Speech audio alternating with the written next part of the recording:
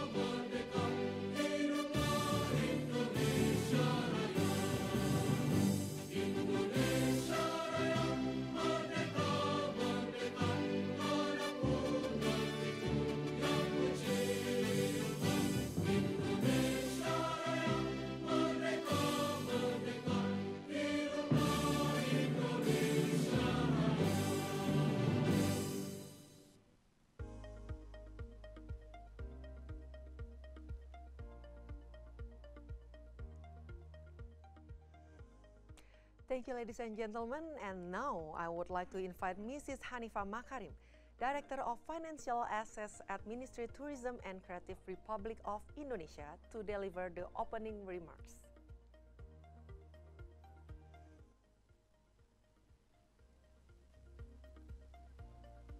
Saya ucapkan selamat kepada 10 finalis yang telah lolos masuk ke babak final.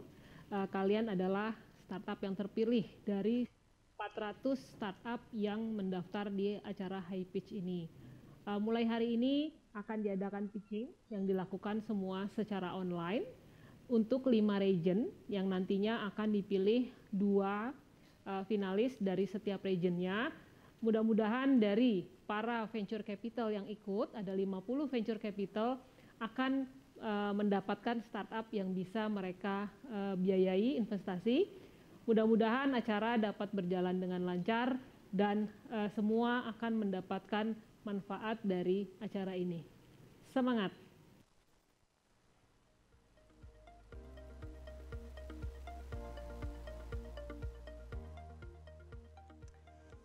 Thank you, Mrs. Hanifah Makarim, for the beautiful speech. And next, we would like to hear a welcoming speech from Mr. Fajar Hutomo, Deputy Chairman for Industry and Investment at Ministry of Tourism and Creative Republic of Indonesia.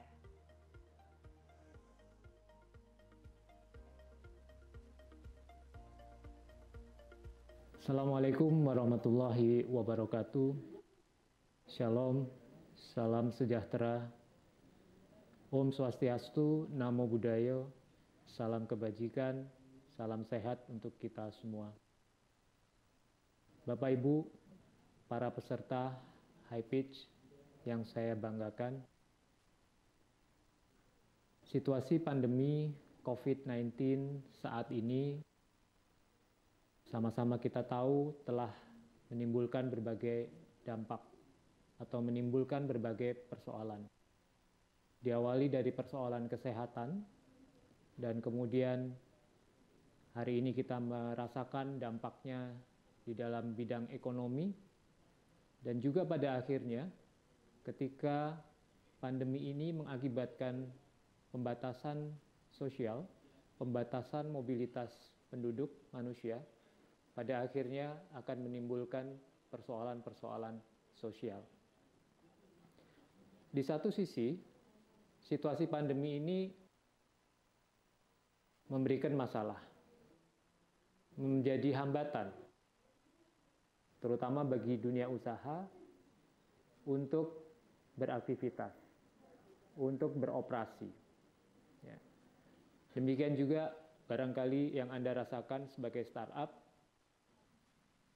yang tadinya ada banyak sekali event-event yang bisa Anda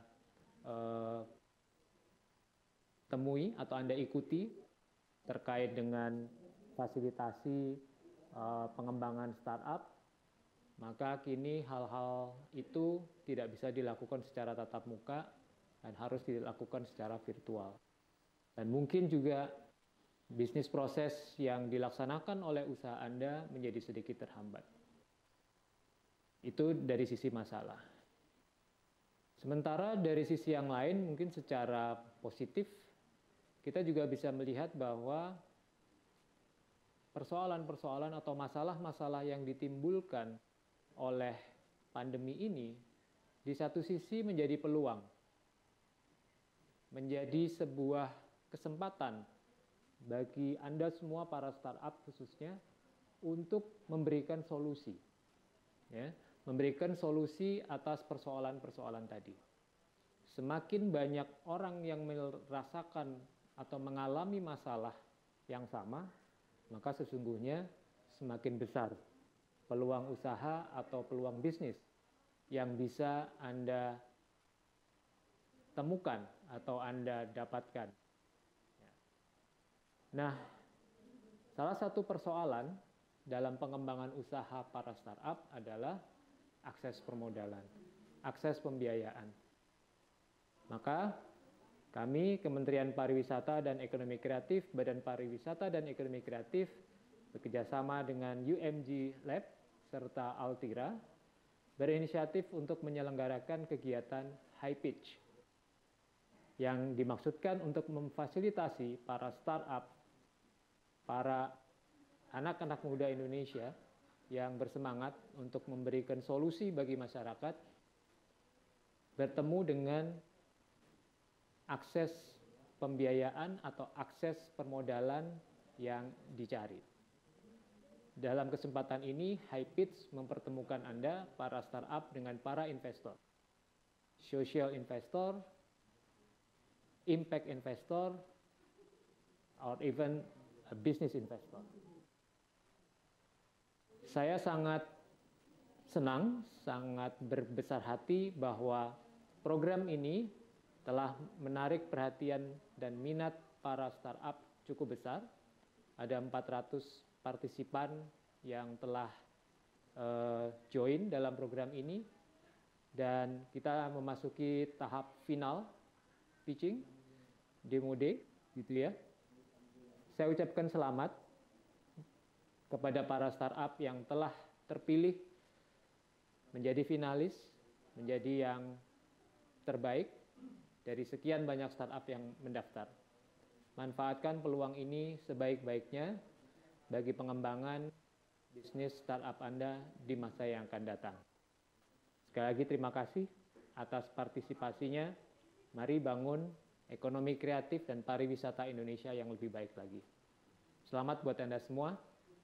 Salam sehat, jaga Indonesia, dan jangan lupa selalu ikuti protokol kesehatan yang telah ditentukan. Terima kasih.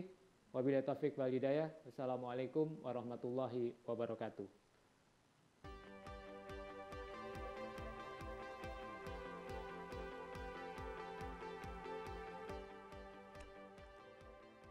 Thank you, Mr. Fayutomo, for the beautiful speech. And next, we're going to hear some remarks from our beloved partner.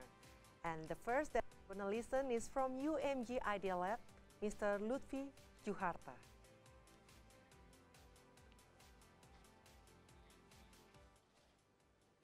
Evelyn, can you hear me? Yes, I can hear you perfectly. Okay. Hi. Okay, let's start then. Hello everyone, my name is Lutfi. I'm an associate from UMG Idea Lab, and today I'm gonna tell you a little bit about what is UMG Idea Lab. Next, please. So UMG Idea Lab is a corporate venture capital. It was founded in 2016, and our mission is to seek collaboration with the finest generation of entrepreneurs to achieve their vision in this digital era. Next, please. Okay, so there's three. The venture capital, the startup came to us, and after that, if you're interested, we're gonna invest in the startup. The second one is venture builder. The venture builder is a little bit different than venture capital. So the startup came to us, and so the idea came from us, and and after that, we're gonna look for the founder and the teams. And the third one is research center. So this one is like we usually collaborate with university, and then we develop some kind of new product. One of the example is called Artificial Intelligence Research Center. We collaborate with University of Indonesia. Next, please. So there's 5 pillars that we're looking for in the startups. The first one is integrity of the founders, potential market, innovation of the startup itself, impactful, and of course, the last but not the least is the collaboration that can be arranged with UMG Myanmar itself or the portfolio that we invested so far. Next, please. So our portfolio are spread around the world. We have like 60 startups that we invested so far with the total disbursement of more like 50% are in Indonesia startup. Next, please. Our ticket size is ranging from 50K until 1 mil, so we invested. Okay, so this is like the deal flow. Usually startup discuss the valuation, and after the valuation that, if you get lucky, we're gonna do the exit through merger and acquisition, IPO, or trade sales. Next, please. So why do we invest in Indonesia? The first one is rapid investment growth, emerging market, leading digital population, and of course we are tech savvy, right? Even all people can use smartphone as of right now. Next, please. So this is a little bit of our portfolio so far. We have media group, and we are quite interested in artificial intelligence. That's why we're building this kind of artificial intelligence hub called Vidya. We have Vidya robotic, Vidya Wicara, Vidya analytic, Vidya science, Vidya siloka, Vidya so to get a better idea of us, there's some kind of video that we'd like to show you. Okay, ladies and gentlemen, I'm sorry for the connection. And next, we are going to listen from Altira, Miss Indira S. Meliala.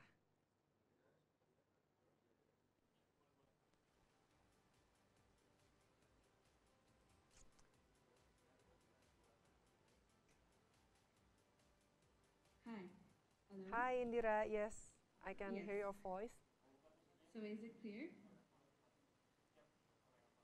So good afternoon, everyone. My name is Indira Meliala. I'm Partnership and Programs for Altira, Alternative Investment Group and Advisory. I would like to introduce to you a little bit about ourselves. We are here to democratize entrepreneurial capital, meaning Altira exists to support entrepreneurs and accelerate capital participation in Indonesia and Southeast Asia. Next. We understand that capital raising can be challenging and you need time to focus on your business. Next.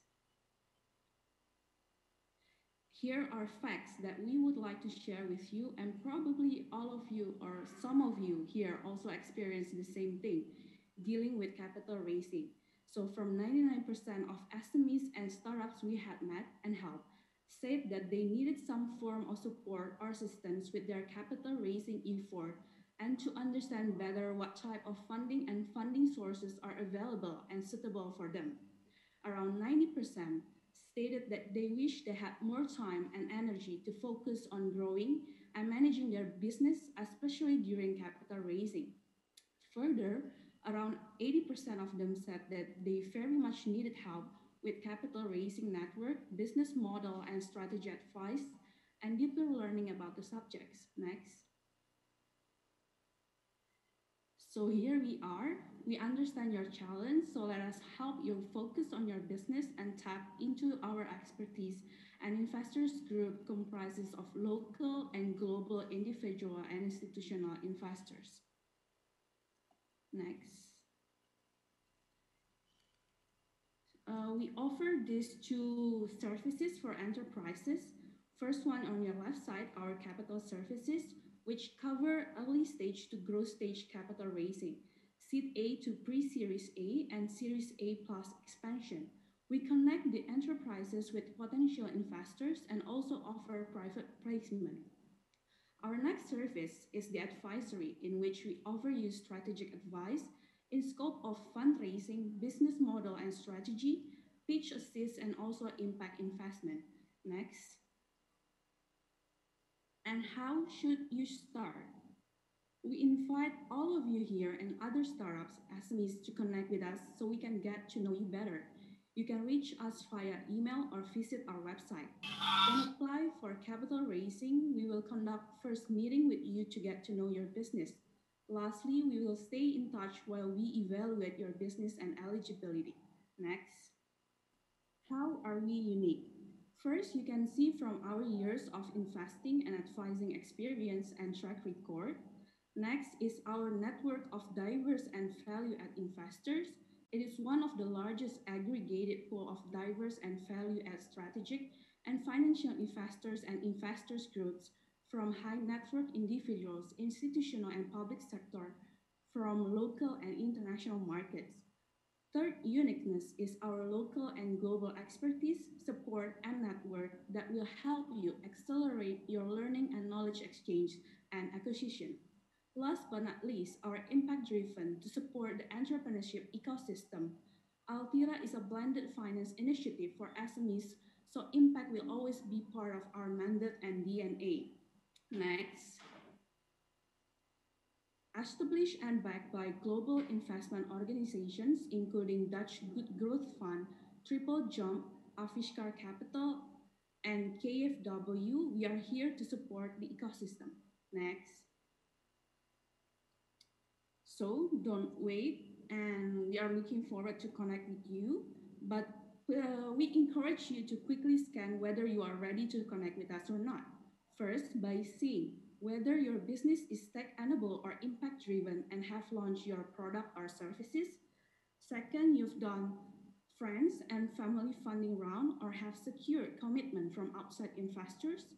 Third, you are operating, founded, or have interest in Indonesian market.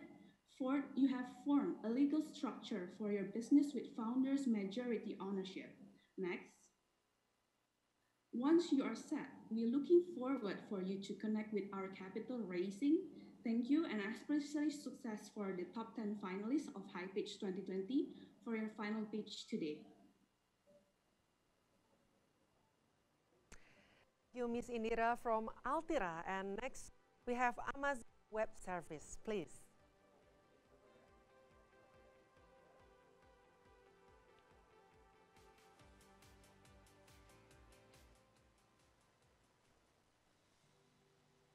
AWS is the world's most comprehensive and broadly adopted cloud platform. Millions of customers trust AWS to power their infrastructure and applications. Organizations of every type and size are using AWS to lower costs, become more agile, and innovate faster. AWS provides on-demand delivery of technology services via the internet with pay-as-you-go pricing. You can use these services to build and run virtually any type of application without upfront costs or ongoing commitments.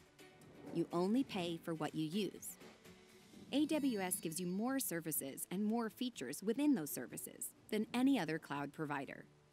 This makes it faster, easier, and more cost-effective to move your existing applications to the cloud and to build anything you can imagine.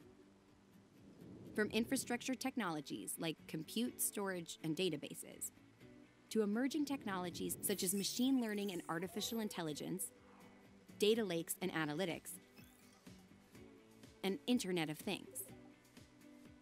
Building on AWS means you can choose the right tool for the job.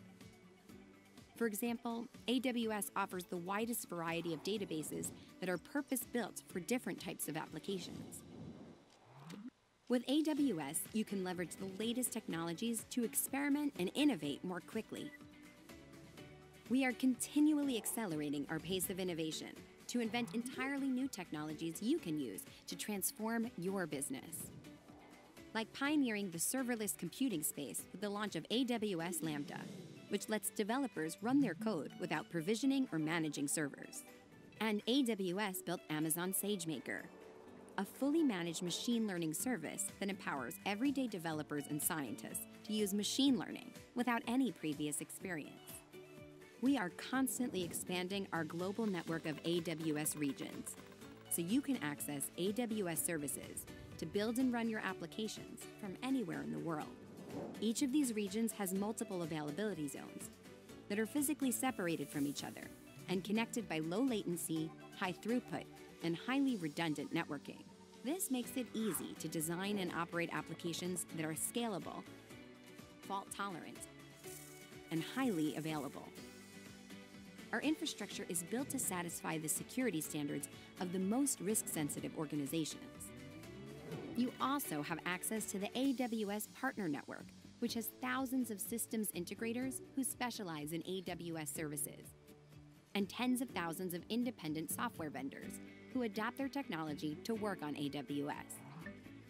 With the largest community of customers across every industry, AWS has unmatched experience and operational expertise you can depend upon for your most important applications in every imaginable use case.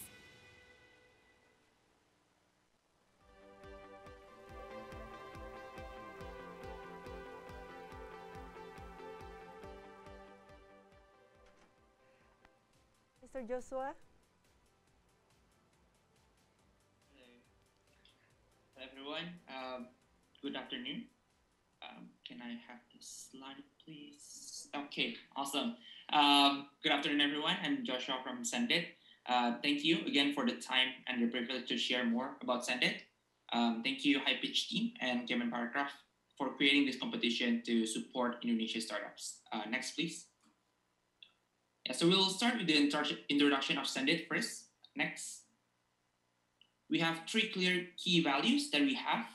One is that our customers love simple integration. We also care so much about speed, and we also believe in providing the best-in-class service. Next, please. Our vision is to build digital infrastructure across Southeast Asia, and we have more than 250 super talented people to support that. We are also backed by the best VCs, not only in the region, but also from the US. Next, please.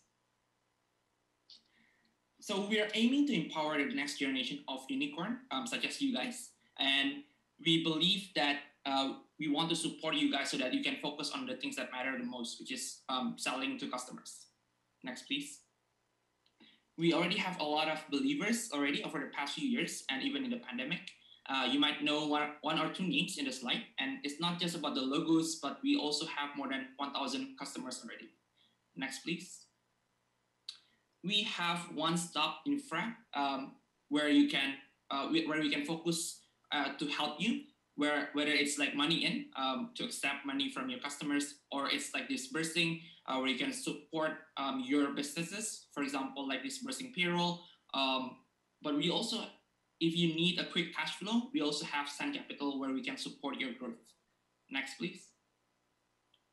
So to give you a little bit of our journey so far with Sendit, we started back in 2015, where we are the first Indonesian startups to graduate from YC. In 2017, we finally found our product market fit after pivoting. We grew 10x in 2018. Last year, we finally get our PG license. And this year, we actually expanded to Philippines as our first market after Indonesia. Next, please. Yes, so for the competition winners, next, please. we're giving you the fee waivers, which can come in very handy during this pandemic or COVID. Again, these are all up, the credits are all up to. There's also terms and conditions that we will share individually as we know the winners. Once again, I would like to thank HighPitch team and Kemenparekraf for giving this opportunity to Sandet to support the startup ecosystem. Thank you.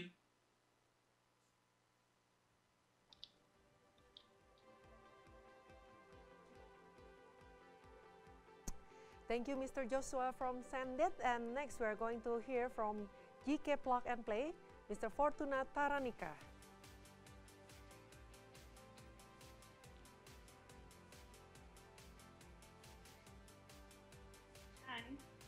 Hi. Okay. Hi, everyone. My name is Fortuna. I'm Community and Partnership for Plug and Play. Let me introduce what is Plug and Play and what Plug and Play do. Plug and Play is an accelerator program for startup. We are a global innovation platform.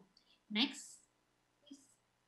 And we connect the world change maker in one ultimate ecosystem. We become the bridge for corporate and startup to innovate their innovation with amazing solution. Next, please. And also with the ecosystem, Plug and Play also connects startup with government, university, and investor. Next, please. Plug and Play consists of three main pillars of innovation. The first pillar is accelerator program. We accelerate startups through our accelerator program, where we empower startups to accelerate their business by gaining more traction, meaningful connection, and meeting with the right mentor. The second pillar is we are corporate innovation, which is we connect startup to our corporate partner to do more collaborations such as a pilot project, proof of concept, and many more through our deal flow. And lastly, we also do invest or co-invest with investor partner for most of startup portfolio as a venture capital. Next, please. This is our corporate partner around the world. We connected with more than 300 corporate. And next, please. Our presence in Indonesia started from our president, Mr. Joko Widodo, visit to Silicon Valley in February 2016. He saw that Plug and Play vision create a big impact on the technology world. Therefore, he thought that Plug and Play can improve Indonesia startups ecosystem and eventually the overall economic growth. These are some snapshots from President Joko Widodo with our CEO Said Amidi in the President Palace in December 2016, where Said Amidi came to Jakarta and celebrated the soft launching of GK Plug and Play as a response of Mr. Jokowi personal invitation. In April 2017, we held our first Expo Day as we have partnered with Astra, BNI, BTN, and Sinarmas. In November 2019, we have also started our partnership with ITM and BCA. Next, please. And also, not only for corporate, we also engage startup closely with media and tech community for brand exposure and meaningful connection. We also provide logistical support for our startup portfolio as we work closely with a few co-working space. And as mentioned before, we have worked with 6 corporate partners that actively look for innovations such as Astra, BNI, BTN, ITM, ESG, Sinarmas, and also our new corporate partner is Nestle. And also we work closely with government, university, and expert mentor across different industry and also our VC partners.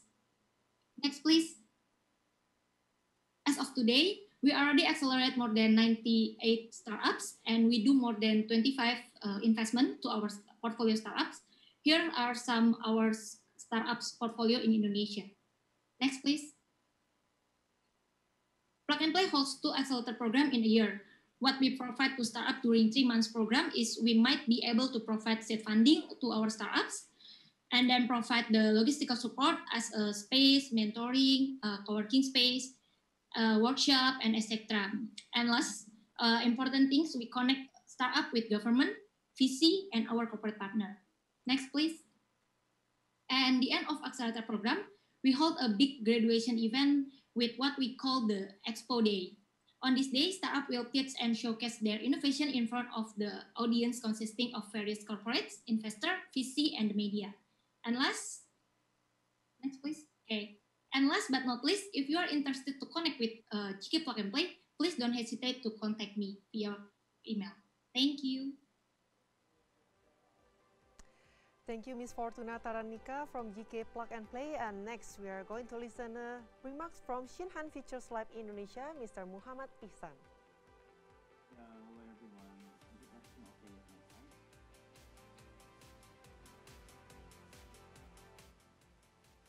Okay. Yeah. Yeah. Can I start? Please. Next, please. Yeah.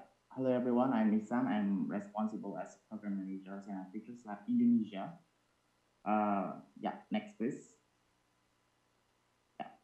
Shinhan Features Lab is an excellent program founded by Shinhan Financial Group, the biggest financial group in South Korea. We started in Korea since 2015 and expanded to Vietnam in 2016. Initially, we only focused on fintech startup, but since 2017, we have expanded beyond the portfolio and sector. And 2018, we launched the Global Exchange Program, and we landed in Indonesia in 2019 and expanding to the Silicon Valley on 2020. Next, please. This is our Shinhan network and subsidiaries group in Indonesia. Our Shinhan Bank launching in Indonesia start from 2015. And then Shinhan Indo Finance in 2016, which was the result of the joint venture between Shinhan Card and Indomobil Salim Group. We also have Shinhan Securities in 2017, Shinhan Asset Management, and Shinhan Features Lab in 2019. So we are very welcome for those of you who want to join our ecosystem here. Next, please. Okay, we have accelerated around 172 startups in 6 years globally. And for Indonesia, we have accelerate 8 Indonesian startup and 8 foreign startup to penetrating in Indonesia. Next, please. Okay, regarding the investment, we do not invest directly, but we have a special fund called One Shinhan Futures Fund for the Shinhan Futures Lab portfolio. One Shinhan Futures Fund invests in 35 startups with a total amount of $15.8 $15.8 million and mostly in early stage in 2019.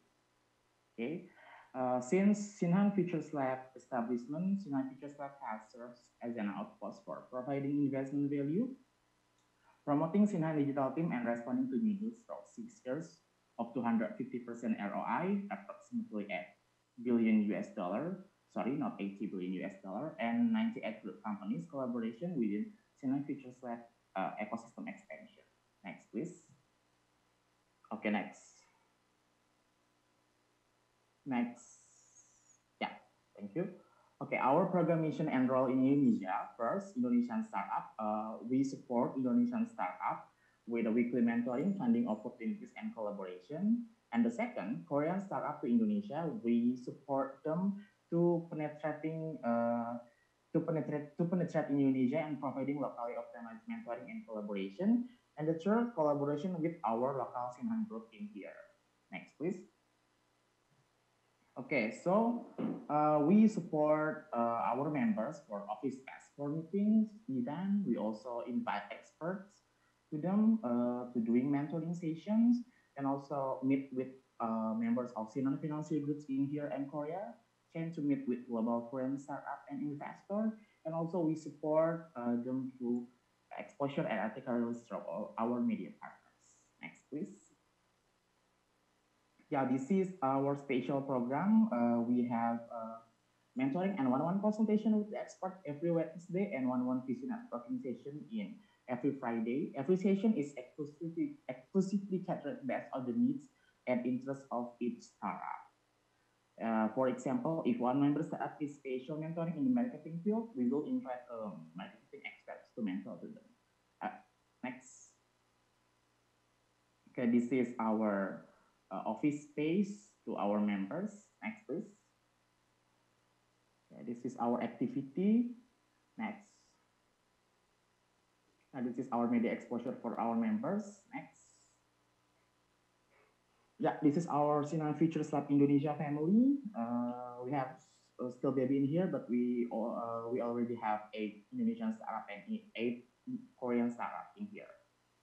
Okay, and next. Yeah, next.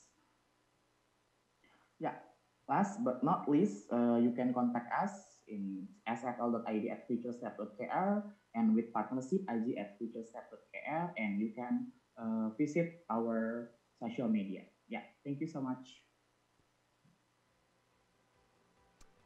Thank you so much from Shinhan Futures Lab Indonesia, Mr. Muhammad Ihsan. And next we have Kumpul.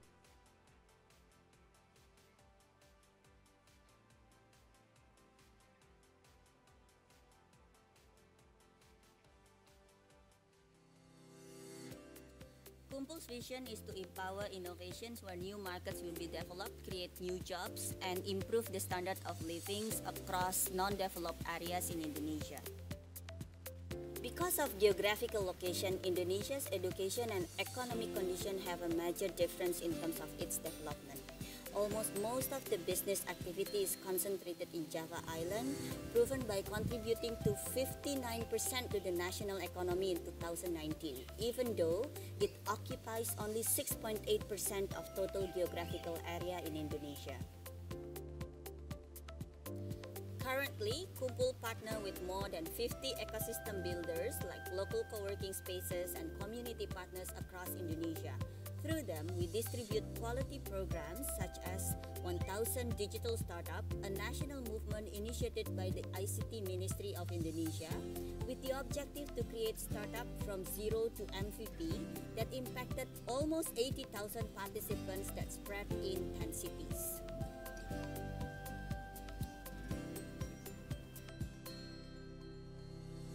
It's hard for our local entrepreneur to grow in our city because there are many lack of opportunity.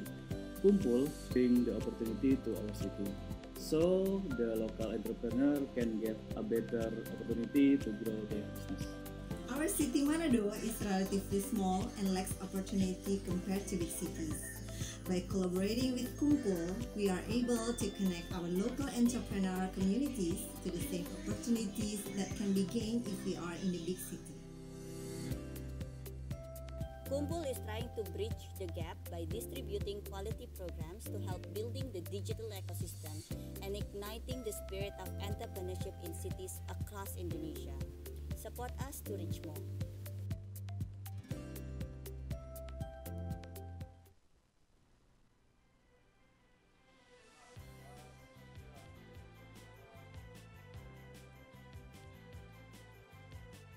And our last partner is Amvesindo.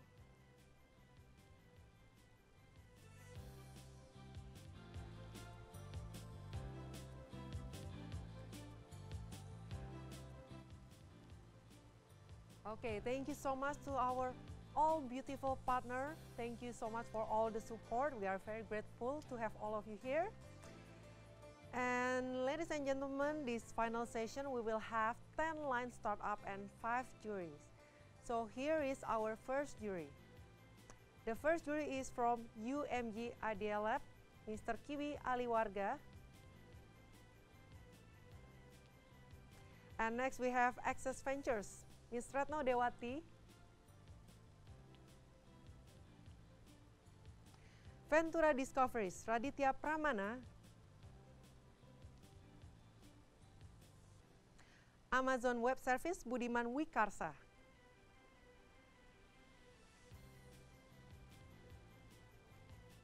Shinhan Futures Lab Indonesia, James Lee.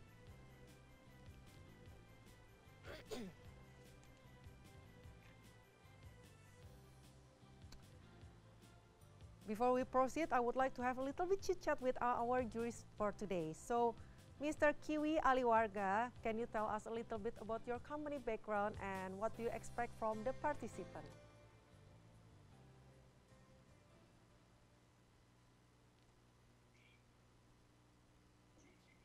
Yeah, I hope this I see the short list and they are very great startup. I believe the selection is very good already. So I hope this time, yeah, the startup is a very high quality and also could help Indonesian progress forward. That is my expectation. I hope I wish all the startup good luck. Okay, thank you, Mr. Kiwi. And next, Ms. Retno Dewati, can you tell us a little bit about Access Ventures and what you expect from the participant? Thank you. Good afternoon, everyone. I'm Retno. I'm the head of Indonesia of Access Venture. We are an early stage VC firm headquartered in Hong Kong, but we look at the Southeast Asian market as one of the biggest opportunity, and I'm mainly handling Indonesia and Singapore. We also focus in some of the opportunity in Vietnam, South Korea, and also in Hong Kong itself. I think my expectation from this pitching competition, I hope everyone can explain to us in the most simplest way, as in like I would position myself as a person who doesn't understand anything about the business. So I hope they can convince us that this is a great product, a great innovation. I wish everyone all the best, and I hope after this pitching competition, they are ready for fundraising. Thank you. Okay, thank you, Ms. Retno. And next we have Mr. Raditya Pramana from Ventura Discovery. Please tell us a little bit about your company background and what you expect from the participant. Hello, good afternoon, everyone. I'm Adit, a partner of Ventura Discovery. Ventura Discovery is the seed investment arm of Ventura Capital, an early stage VC firm investing in high growth technology companies around the region. We have been operating since mid-2015 and have been investing in all of the large markets in Southeast Asia. Headquartered in Jakarta, we're always looking forward to partner with great entrepreneurs and help them in every way we can. I'm super excited to be here. I'm looking forward to the pitches and hope everyone can learn something from it. Again, I think what's important is not the pitch, but the business that you build. Would try my best, and I believe with all the other judges as well, to give as much input as we can, so that you can take it to the next levels. Thank you.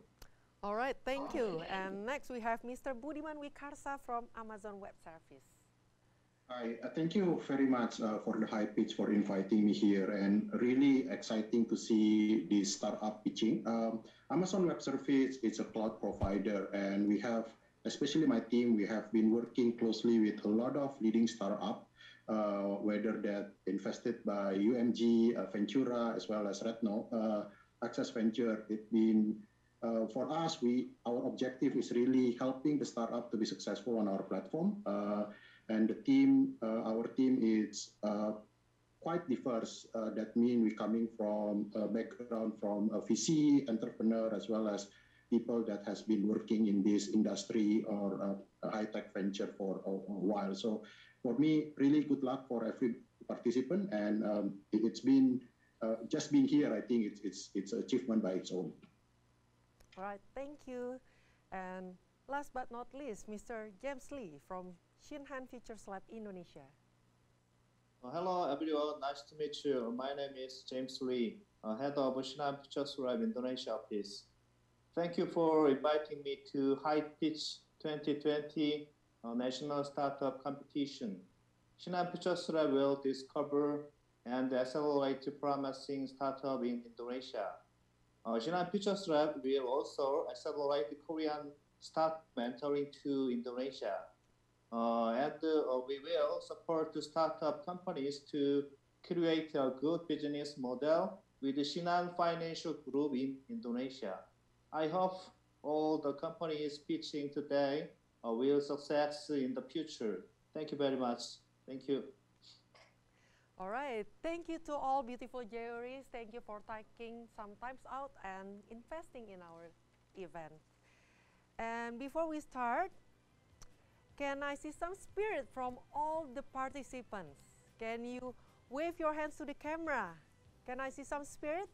Hi, hi there. And can I see some spirit too from the juries? Thank you so much. And now, ladies and gentlemen, let the National Startup Competition begin. And here our first participants is from Easy, Mr. Gary Magentang.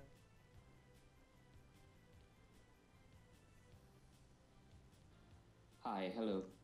Hi, Mr. Gary. How are you today? Great. Can you hear me clearly? Yes, I can hear you. Okay, So, great. same rules. The pitching time duration is 7 minutes and Q&A duration is 5 minutes. So are you ready? Yes, let's do this. Let's start the pitch. Hi, my name is Gary. I'm CEO and co-founder of Easy.ai. We provide flexible mobile concierge platform for hotels that not only help them digitize their services, but also boost revenues from guest consumptions. Next. Right now, the hotel industry globally is facing its biggest challenge ever in history. Next. Although tourism has restarted and hotels reopened, but the challenge doesn't end there. Hotels now realize that they cannot rely solely on room sales, but they would also need to work on their ancillary revenues. And this needs to be done with seemingly more limited operating resources moving forward. While on the other side, the World Tourism Organization has also strongly endorsing every single travel-related stakeholders to push for digital transformations. Next, please. And interestingly, if we look into travel, the whole industry has shifted into digital and mobile, but the hotel industry remains the same as ever, using legacy manual system. Next. And this is where we come in. Our hotel clients see us as their very own Gojek or Grab platform that helps them not only to digitize all of their services, but more importantly, to help them enable them to build their very own e-commerce and on-demand platform that can enable them to upsell not only their in-house services, but to collaborate with external parties and merchants and to offer more variety of services to their clients, to their guests. So hotels who previously don't have services can now offer a full-fledged service like a full 5-star hotel to their guests and gain the opportunities to earn more revenues. Next. We are available in mobile, but we'll also be launching our web version by end of this year to boost conversions. Next. We have acquired more than 8,500 hotel rooms with additional 45,000 of committed rooms from our valued hotel operator and chain partners, processing more than $450,000 of guest transactions, 78% of which are coming from food and beverage, and with $120,000 of ARR since our first launch in November 2018. Next. Not only that we help hotels to bridge communications and offer contactless experience to their guests, but we help them to increase their ancillary revenues by up to 21%. And on the other side, helping them to boost their internal productivity by up to 30%. Next. So during COVID, although we are impacted as well, but we are still maintaining our acquisition, and we acquired more than 2,900 hotel rooms since COVID. And our region before COVID is only in Bali and Jakarta, but now we have expanded to all regions in Indonesia, including signing our very first international hotel in Vietnam and reseller partnership with an Indian consulting partner. And we are right now in Korea, part of the previous K Startup Grand Challenge, and we just signed a commercial deal with a local Korean hotel system provider who will be bundling our service into their 118 plus hotels, equal to a value of $130,000 of ARR. Now, to us, this shows that there's a strong demand globally, not only locally. Next. Where in Indonesia alone, there are more than 600,000 of rooms catering to more than 250 million of annual domestic trips and 16 million of foreign trips each year. And this is only 10% of the whole Southeast Asia and Australia market and 0.1% of the global market. Now, interestingly, we see this market as a very interesting one because hotels globally are using similar ways to operate and systems. Next. And we provide a flexible product and commercial scheme that can cater to every single types of hotels using a combination of monthly flat subscription fee and revenue share with a solid 12 to 24 months contract subscription. Next. And to us, the combination of these two commercial model is what we see moving forward, because the monthly subscription will provide us with a solid and sustainable revenue basis, while the revenue share percentage will enable us to scale exponentially as a startup moving forward in the future. Next. And as I mentioned previously, we are the only one in the market offering this fully flexible model that can cater to every single type of hotel. So not only the luxurious and 5-star, but also the middle and lower tier ones, and enable us to collaborate with external parties like the ones we do in here in Korea, so that it can make us easier in entering a new market. Next. And this is us. We are a combination of expertise and years of experience in product, startup, entrepreneurship, and hotelier industry, which gives us and provides us with a holistic look and expertise in tackling and executing this idea and challenge as well. Next. We are part of various startup programs, including 3 of the largest and most prominent startup program right now in Korea.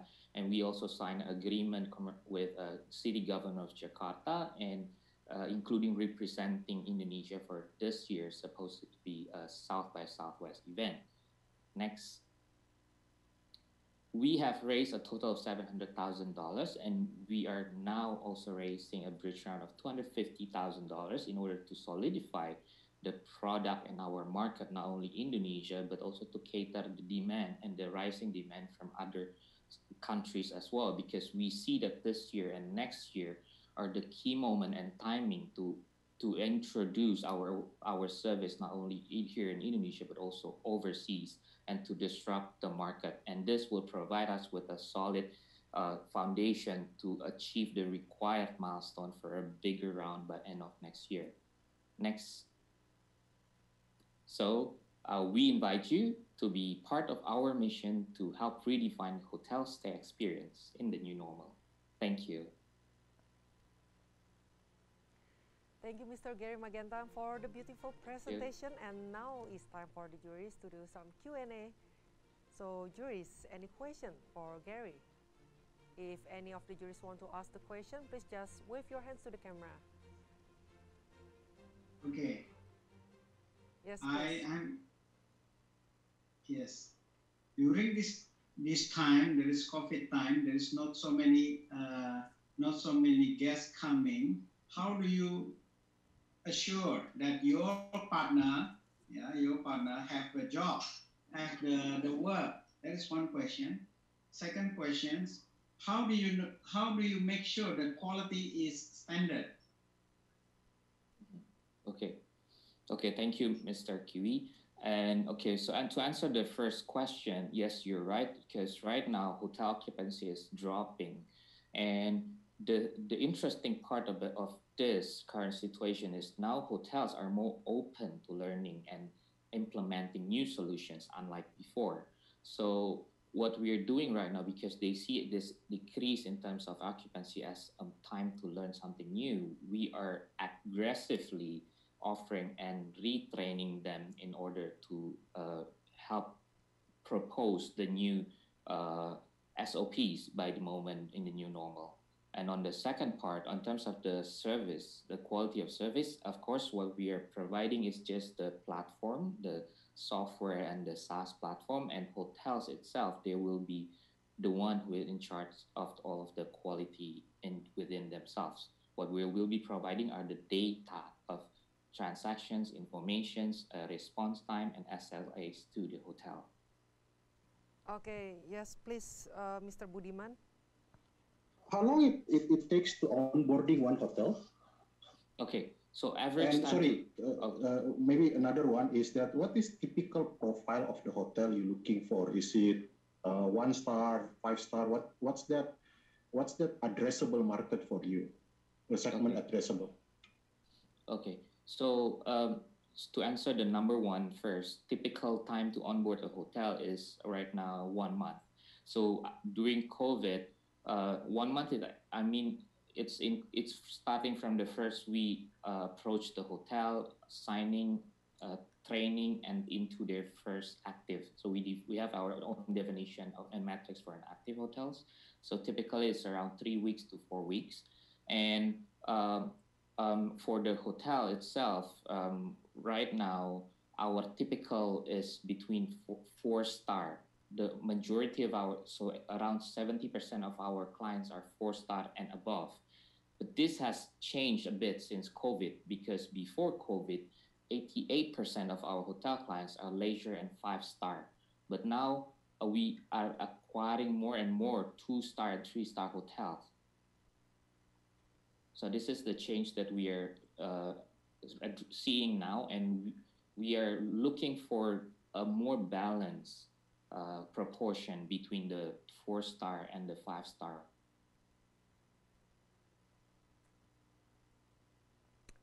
Thank you. Any other question, Juris?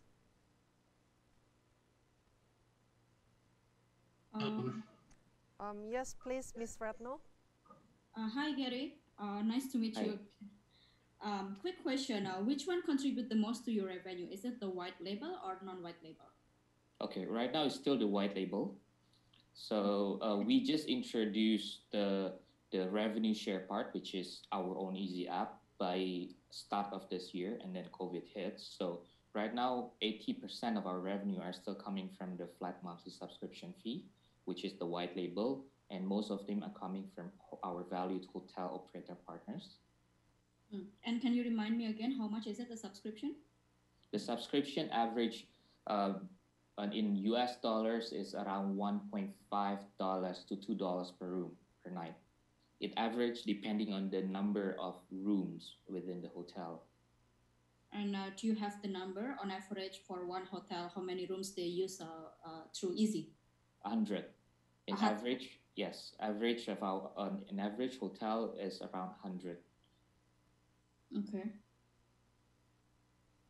So we try to calculate everything using the simplest unit economics, which is hotel rooms, because of the variety between number of rooms between hotels, villas, because we also have some villas, some luxury hotels also, and some 5-star hotel with 300 plus rooms. Okay. Okay, thank you. Thank you. Okay, thank you, Gary. Time's up for the Q&A. Thank you so much for today. Thank you for the opportunity, and thank you for the judges. And now it's time for the juries to fill the scoring paper. And now we will move to the next startup is Iwan Sugata from Manuf.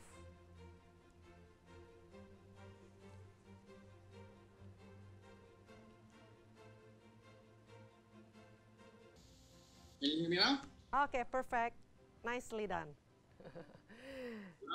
Selamat siang. Selamat siang, Iwan. Okay, Mr. Iwan, same rules as before. Pitching time duration is 7 minutes and Q&A duration is 5 minutes. So, let's start the pitch. Hi,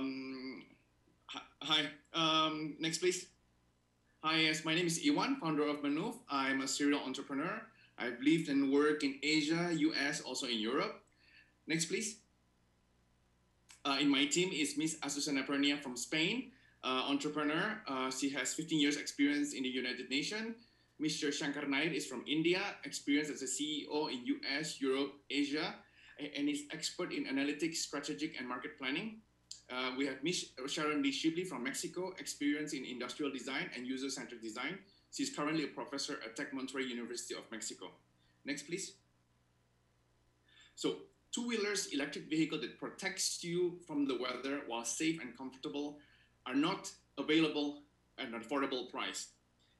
If the current trends continue, traffic fatalities, pollution, congestion will continue to rise. Already, the increasing demands of personal vehicle is putting stress to the road infrastructure.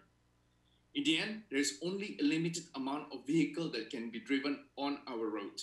Next, please. So, Manuf is the solution, a fully enclosed electric vehicle with only 2 wheels. It comes with safety belt, airbags, and climate control. A unique user experience, Manuf is a solar-powered electric vehicle that combines the comfort and safety of a car and the flexibility of a 2-wheel scooter. Next, please. So, in the market, there are already affordable 3 wheels and 4 wheels mini electric vehicle. However, they are still white, In a traffic jam, they will still be stuck behind another car. In a traffic jam, you want to be as slim as possible so that you can go through between cars. Manuf is only 80 centimeters wide, meaning that Manuf is as slim as a motorcycle. We managed to do this by reimagining the chassis of the vehicle. The driver's seat is hung from the roof to accommodate the passenger.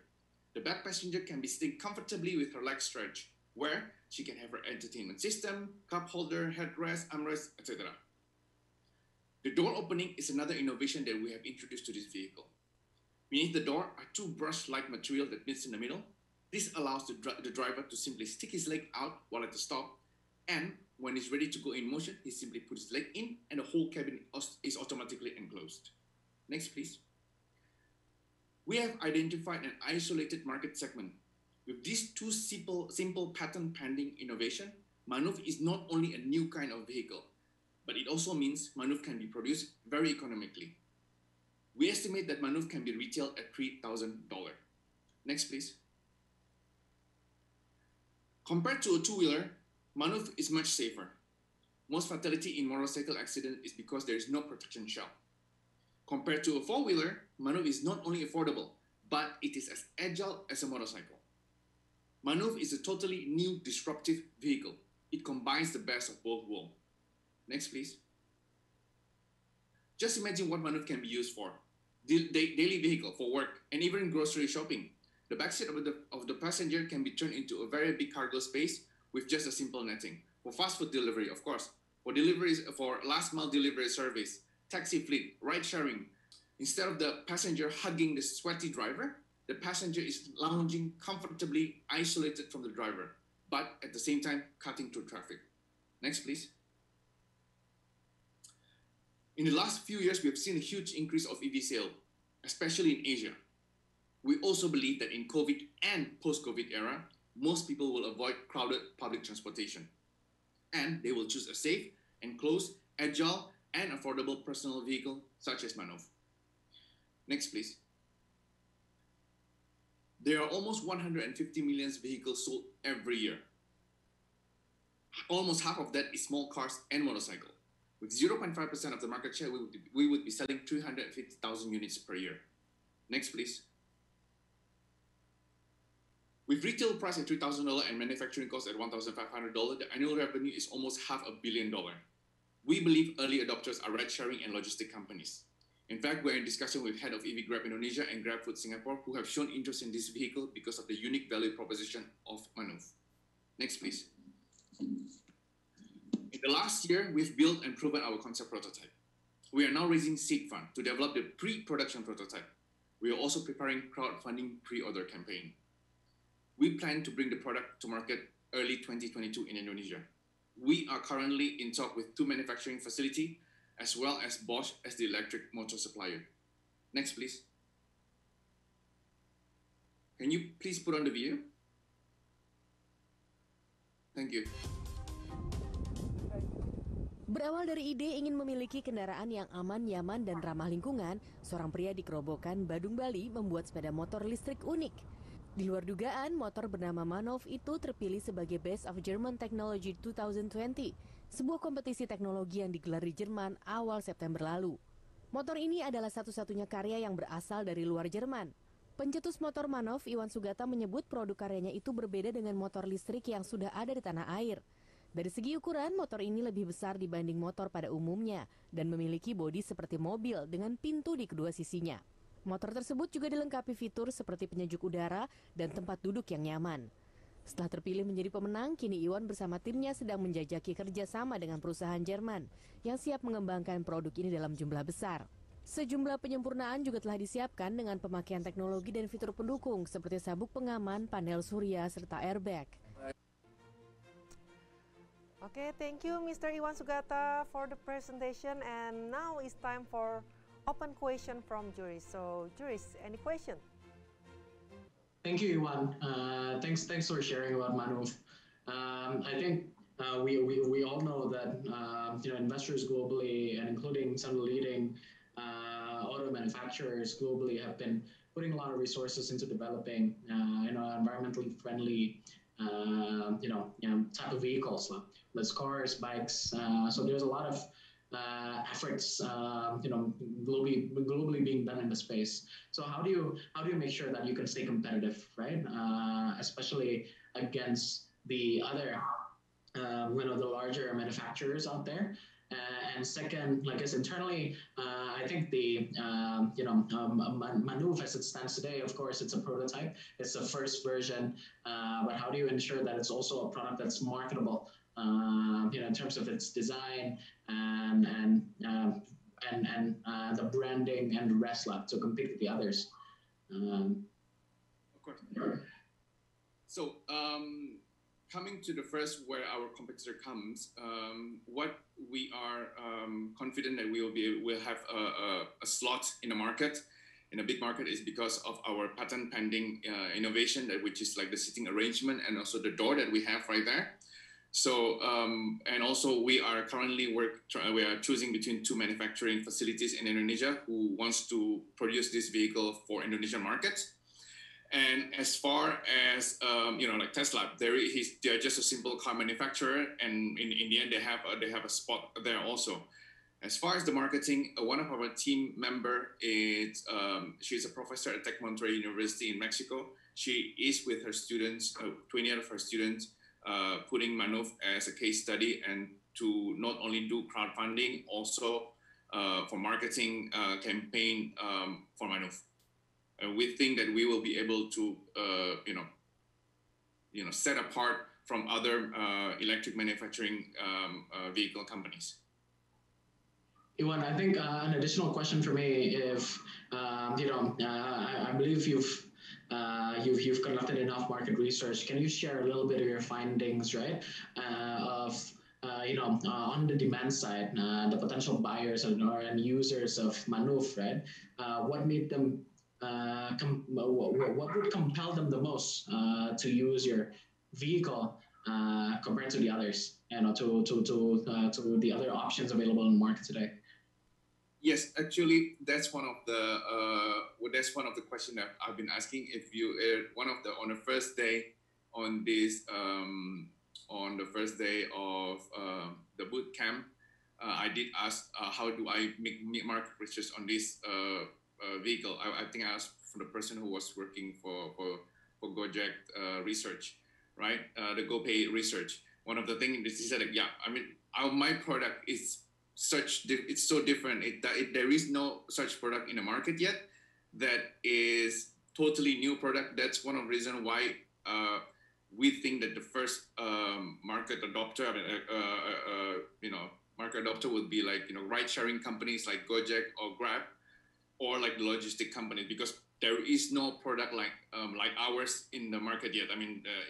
So it's really hard. One really funny anecdote was at the beginning when we actually did a market research. So we were thinking this product for Grab and Gojek, right? So we asked the Gojek driver and Grab driver, said, would you like this vehicle? And I explained they have the AC, they have seatbelt, and one of the things they said, I don't want it. I don't want this vehicle. I don't even have AC at home. Why would I want have AC in my vehicle? So that's one of the part where we thought that. However, when we asked the same question again to a taxi driver, to a Grab, driver, they say like, oh, I really want this product. I really want this product because they can see the benefit of this. So instead of them doing 4 to 6 ride per day, they could do a lot more with this vehicle because they can charge also a lot more by bringing their client from point A to point B a lot faster. Okay, thank you, Iwan. Thank you.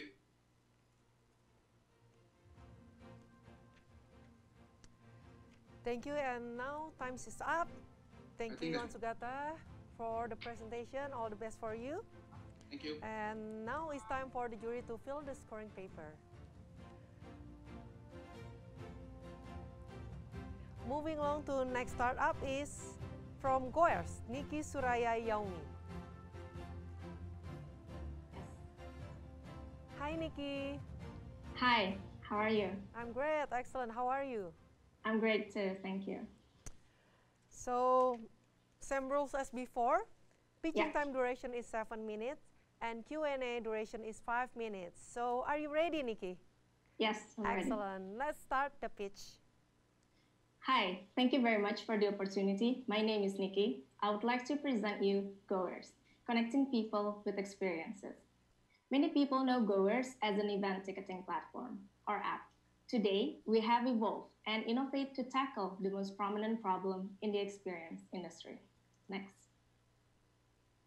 As we all know, COVID-19 has hit experience industry globally.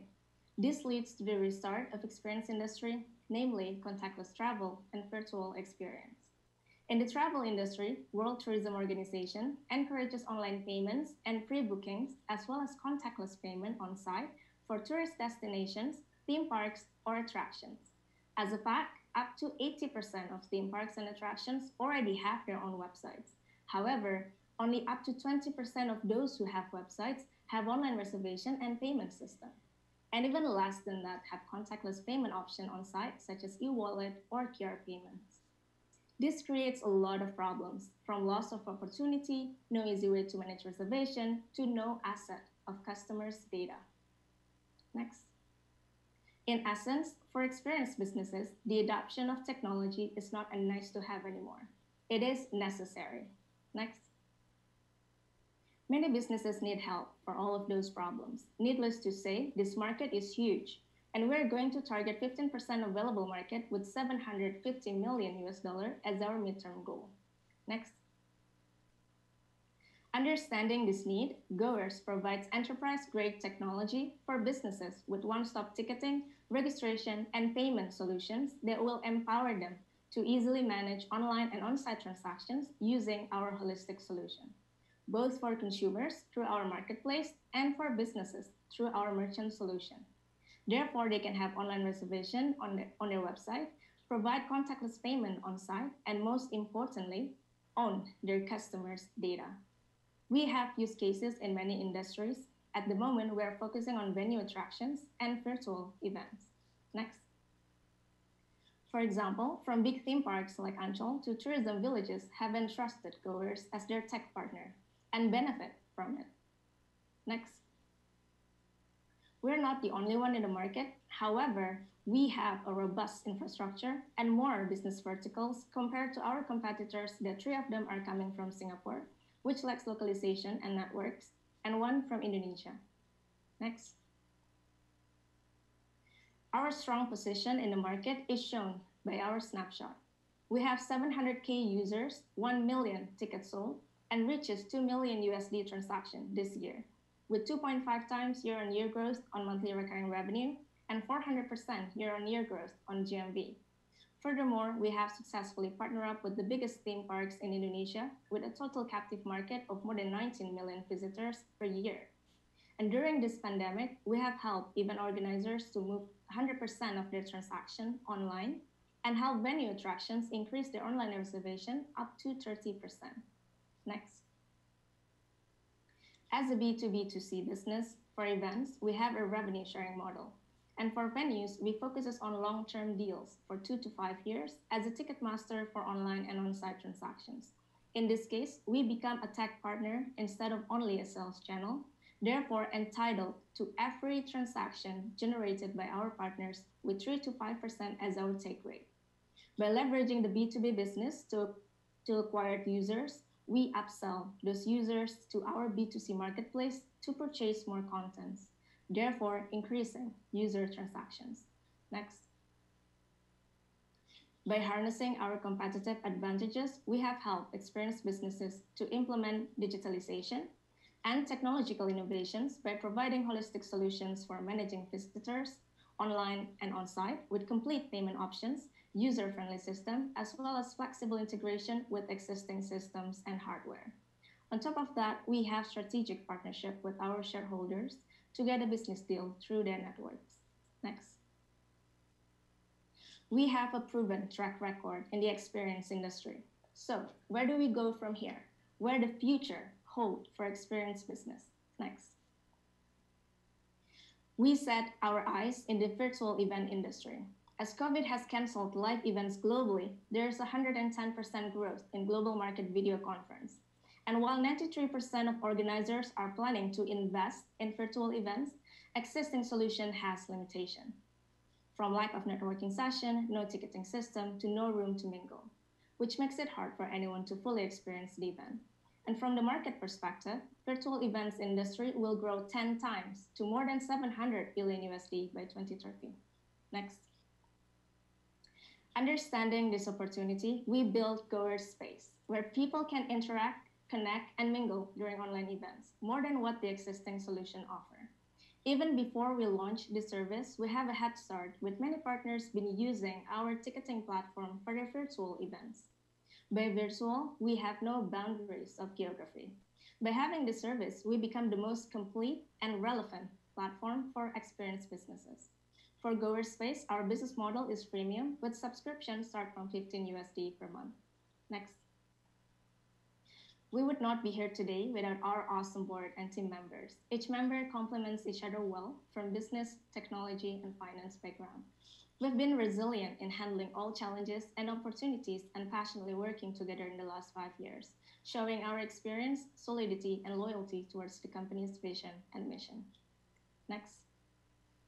Today, we are raising 1 million USD to accelerate our growth to reach 1.3 million USD annual recurring revenue. Our 2 areas of focus are first, on business, where we acquire more venue and event partners, and second, on technology, where we develop the virtual event platform and community feature to connect our partners better with their customers. In addition, by utilizing our massive set of data, we can recommend people with experiences suitable for them. In the end, we want to provide better ways to connect people with experiences. Next. Join us to empower experienced businesses in Indonesia and the world. Thank you very much for your attention. Thank you so much, Nikki. Thank you. Thank you. And now is time for question from the viewers. Yes, please. Go ahead. Mr. James. There are many business models, B2B and B2C. For the target customer segment, which one do you think will make the most contributed revenue of Goers? Yes, thank you very much for the question. So it's true, our business model is B2B2C because we're acquiring contents through our partners. That's where our supply is. And that's where our revenue is being generated to. We take commissions or take rate at 3 to 5% for every transaction that is generated by our partners on their websites, also on their location on site. So that's where our revenue came in. However, with that, we also have our marketplace to provide more contents for our users where they can also book for any activities online and also on site and experience that easily. Thank you. Thank you. Okay, thank you. Any other question from the other juries?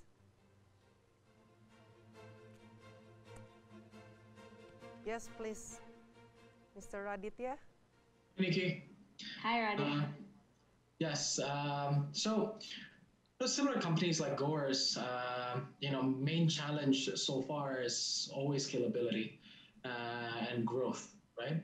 I think there's this challenge of definitely monetization, and that forces similar companies like yours to go deep into facilitating all aspects of event organizing. But that, of course, lacks the replicability and scalability of the model. It seems that you're juggling both. You want to go deep and you also want to go wide. But what will be your main focus, in the short term? And what do you think will be the key drivers of growth for Goers? Wow, thank you very much for the question, Radit. So for our main focus right now is our sustainable long-term contract that we get from venue partners. That's where our growth also start picking, more than even 10x. So from that, we receive transaction both from all of their transaction on their website, social media, and also on their location on site. However, for the events business verticals, we still serve them with a self-service dashboard. So for that part, we still serve them and they can do it by themselves using our self-service dashboard. And that's what we will do with GoerSpace as well. So while we are focusing on acquiring supply on the venue, we can also do in parallel for the events and virtual events as well. So that's how we do it. Can you share a little bit of your financial traction? From the past 2 years, pre and during COVID. Yes. So if I can show the the last slide on my presentation, there is a slide where we compare our journey from 2019 to 2020, where we have all this growth in this year because of all the venue deals that we get. And therefore, we have this 400% growth in GMV and also 2.5 times growth in monthly recurring revenue.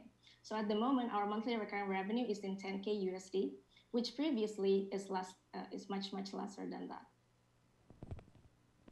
And with the funding round, and at the end of the runway of the funding round that you're currently raising, what will be from 10,000 to around 100,000 a month, right?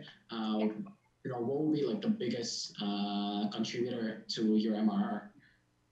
Yes, very good. So what we are trying to achieve with the new funds is how to be able to increase the monthly recurring revenue 3 times at least, so that with that, meaning we have to acquire more venue partners in order to get that, and not only serving them through their website, but also get the deal for the point of sale or for the on-site transaction. So not only for the online transaction, but also the on-site transaction as well. Okay, thank you, Nikki. Thank you. Okay, we still have 1 more minute. Any other question from the juries?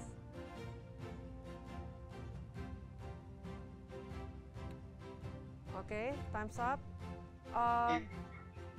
Okay, yes, please, Mr. Kiwi, would you like to ask a question? Yes, you make so many areas you want to capture, and then I don't see there is the focus and the resources from your side, from your organization, for each particular segment that you think you can grow. This is like you just blind yourself and then hit. If you hit, then lucky. I think this is not. I don't know whether you have real plan or not. Thank you, Pak Kiwi, for the comments. I think if I may add to that, so what we are focusing on since this year is to get more venue attractions deals. As I mentioned, for the events business verticals, it's been going on by themselves by using our self-service dashboard. So we are not really focusing our resources on that part of the business. What we're focusing on at the moment is for the venue attraction part of the business verticals, as well as later on in the virtual event space. And that for that part, we will do it in a self-service, so it's easily scalable without adding more teams on that business verticals. If that answers your questions.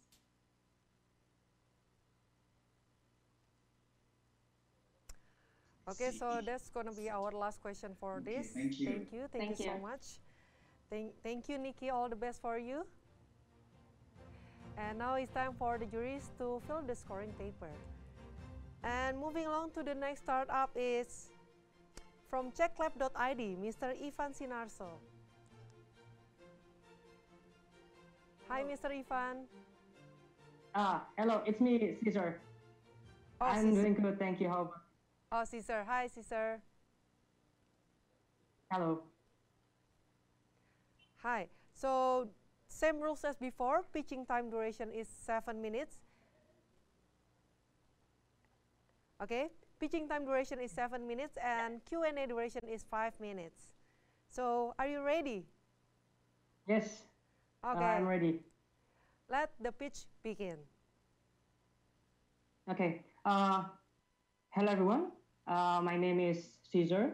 I'm a medical doctor and also founder, CEO of CheckLab, a health check at home platform. So every day as a doctor, no matter how hard I try to cure my patient, to treat my patient, but new patients just keep coming in, and they come in a very late stage with complications that already require surgery, amputations, hemodialysis, and many others. And why does it happen? Because if we see our government healthcare program, their focus is too much on treatment, but not the prevention. That's why in Czech Lab, we have a vision to make everyone in Indonesia have the same chance to have a early detection of their disease with very rapid, cheap, and accurate. And if we can detect anyone health problems, start from the very early, from the very beginning, like no one should experience or have to experience the painful procedures such as amputation and many others. And we will reduce the healthcare cost in Indonesia and finally lead to better Indonesia. Next. So we see these problems every day now that people are now afraid to go to hospital, to go to clinic, to go to doctors if they don't really have to do it. And now people have become more health conscious. They now really understand how important diagnostic is for treating their health problems. And now people are more aware to wear masks, to take vitamins, and many others. Next. So we give people solution. Now, if you want to check your health condition, whether it's a routine medical checkup, or swab test, or rapid test, or premarital test before you getting married, or HIV test, or many other tests, you just reach us through the website or mobile app. Then our certified sample collectors in your city will come to your place to take your samples, whether it's blood or swab, and bring it safely to our hospital and lab partners. And you can monitor it real time, and you will get the results much faster than conventional lab. And you will also get the benefit that you will get a free doctor consultation about what you should you do next, whether you have to go to the hospital now because it's emergency, or you can plan it later, and which specialist you should meet, etc. Next. Next. Okay. This is the market size. It's around 3.2 billion US dollars in 2022. But what I want to say that it's more than the number of the market size, but it's about the characteristic of the industry. The diagnostic industry is a very everlasting business in medicine. Like there's no single minute in healthcare that we don't use lab tests to diagnose our patient, to monitor our patients, to see the complications of our patients. So we use it every single day, which make it very interesting industry. Next. So our business model, that our hospital or lab partners give us discount or commissions. It can up to 30% or even more, but it can also like in 20% on every sales that we make. Next. This is our team. I'm Caesar as the CEO. I'm a medical doctor, Young Leaders for Indonesia by McKinsey, finalist of Mahasiswa Berprestasi, and best medical doctor graduates. And Ivan Sinarso is very great CDO. He's a Wirausaha Muda Mandiri, is also a Ciputra entrepreneur, best entrepreneur in commerce. Next. This is our traction this year. So we start in 2019 from our MVP and many others. And in 2020, after this pandemic, we get impacted, but positively impacted, where our revenue and profit increased up to 6 until 10 times more than before pandemics. As we can see, like in September, our revenue is around more than 1 billion rupiah, with a profit around 30%. And we serve more than 7,500 lab tests to more than 3,500 users in this year only. And the numbers keep counting, and hopefully we can keep up with it. Next. This is our future development. So we are really focusing on our tech, that we are focusing on diagnostic industry. We are the first mover in this diagnostic startup. So we want people to have a predictive analytic for screening initial disease, such as what we develop. They just need to take a picture of their skin, and we gonna say whether it's dangerous or it's a easy problem, then what lab test they should take afterwards. And also the AI we are building to try to read your lab test results, so it can be more efficient for you. Next. is our awards in 2019. Next. So our business model is not only B2C but also B2B. So we have like more than 20 companies that already use our service regularly, like Telkom Indonesia, PP Property, MNC, Altera, Sally, Babarak, and many others. So they trust us to take care of their employees, to maintain their healthcare conditions, to make sure there's no COVID inside their company, and many others. Next.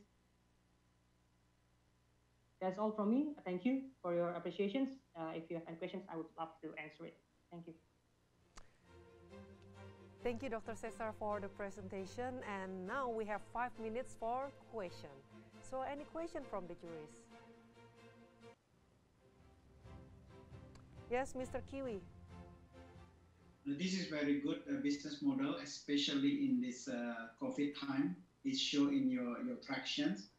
But what is my concern is when you take the sample, how do you know that this is the good procedure? Because how do you know it is hygiene? How do you make sure the quality assurance? Thank you, sir. So we already have a supervisor, is a specialist in clinical pathology. So a clinical pathologist usually is the head of a lab. So first, they really give us the SOP for transporting the samples, and we trained our sample collector. Our sample collectors are nurse or analyst. So it's not just so there are people with competency, with certificates, and we train them how to make it very safe, like what tube they should use, and how long is the maximum duration, and many others. So we keep monitoring it, whether by from the customers and also from the report of our sampler. Yeah, I understand. Now you're in one city is okay, but if you expand to another city, how do you make sure the quality assurance? Yeah. Because each operation will have different standard of quality. Yes. In ideal condition, we should have like representative in each city. At least one small place, like one with one representative, so they can take control better of them. But actually now, the one who is responsible in other cities like Jakarta, Bandung, or many others is our lab partners. So when our sampler bring the tube to our partners, whether it's hospital or lab, they're also checking the condition of it. If it is not reliable, we have to retake it. And by time from 2019 until now, our percentage of retaking the samples, because it's not valid, it's keep decreasing. It's like now we rarely do rarely have to retake the sample. Okay, thank you. Thank you.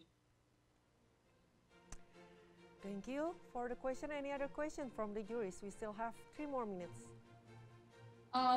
Sorry, I was running out of battery. Cesar, just to continue my question. So who collect the sample? Are they the nurse that working for check lab, or this is from your hospital and lab partners? Yeah. So let's say there's 80% is the nurse that coming from us. So our they can be nurse or laboratory analyst. So people who are certified and already graduated and really experienced in taking the samples. And in some rare condition, like less than 20%, I guess, in more smaller area like Lombok or another place, we collaborate with the hospital or the lab, so their nurse can help us to take the samples. But usually after we have the replacement, usually after we have our own workers, we try to keep using our own healthcare workers and not theirs. Okay.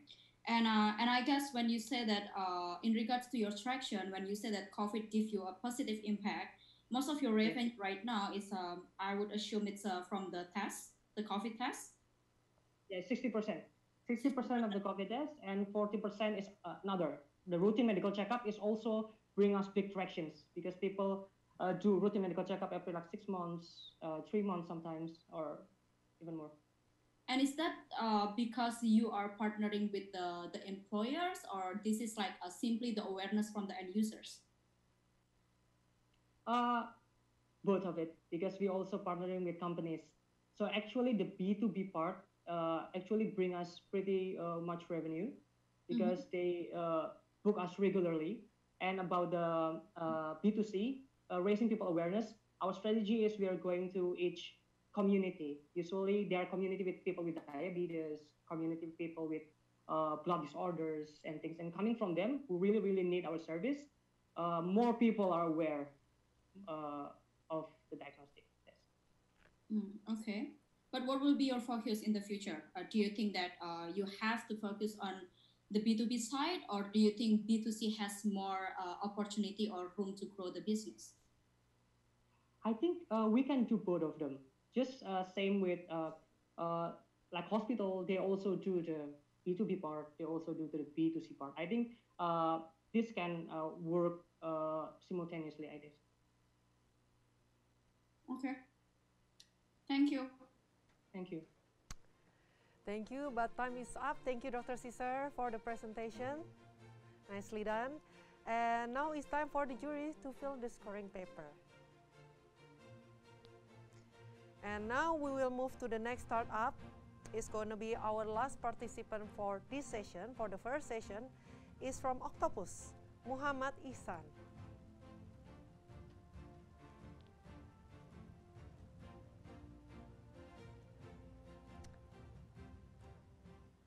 Hello, Ihsan. Hi, hello. How are you today? Great, I'm great. Thank you. Excellent. So it's going to be the same rules as before. Pitching time duration is 7 minutes and Q&A duration is 5 minutes. Okay. So, Muhammad, let's start the pitch. Thank you. Greetings, I'm Ihsan from Octopus. Indonesia currently facing waste crisis. We produce 63 million pounds of waste per year, which is the weight more than 5,000 pounds of Candi Borobudur. Recently, our government released a multi-action programs that require producers or FMCG industry to track and collect their waste. Next. We're seeing this as a huge opportunities, $1 billion market value opportunities. We develop an easy-to-use and hassle-free mobile app for every stakeholders. We simplify the process. We improve recyclables quality. We reduce price fluctuation using AI. We increase the livelihood of local waste collectors. We modernize local waste collection businesses, all in one ecosystem. Next. We provide solutions for FMCG industry or producers to track and collect their post-consumer product through our circular economy ecosystem. Next. We're currently having 2 FMCG brands that we charge per piece for every single collected PCP or post-consumer packaging in our ecosystem. Next. We're the best team for doing this. I had 6 years experience in a reverse logistic company. Our CTO got his doctoral from MIT. The CFO is from Harvard. And our head of product had 7 years experience in FMCG industry. We also have 12 years experience holistic UX mobile app designer. Next. Octopus is the solution for producers. We are easy to expand since we're a digital platform. We grow organically in only 7 months of operation in 2 cities because our ecosystem loves our apps. Next. We're planning to expand our ecosystem to another cities in Indonesia and Southeast Asia for the next 3 years. Expanding ecosystem means more PCP to collect and more local waste stakeholders to leverage. This is the solution that aligns with the 3 Ps or the sustainabilities with the people, planet, and profit. Next. So that's Octopus, the first digital circular economy platform in Southeast Asia. Thank you. Okay, thank you for the presentation. And now it's time for the juries. Any question? So you are just operate and then not yet have revenue, is it?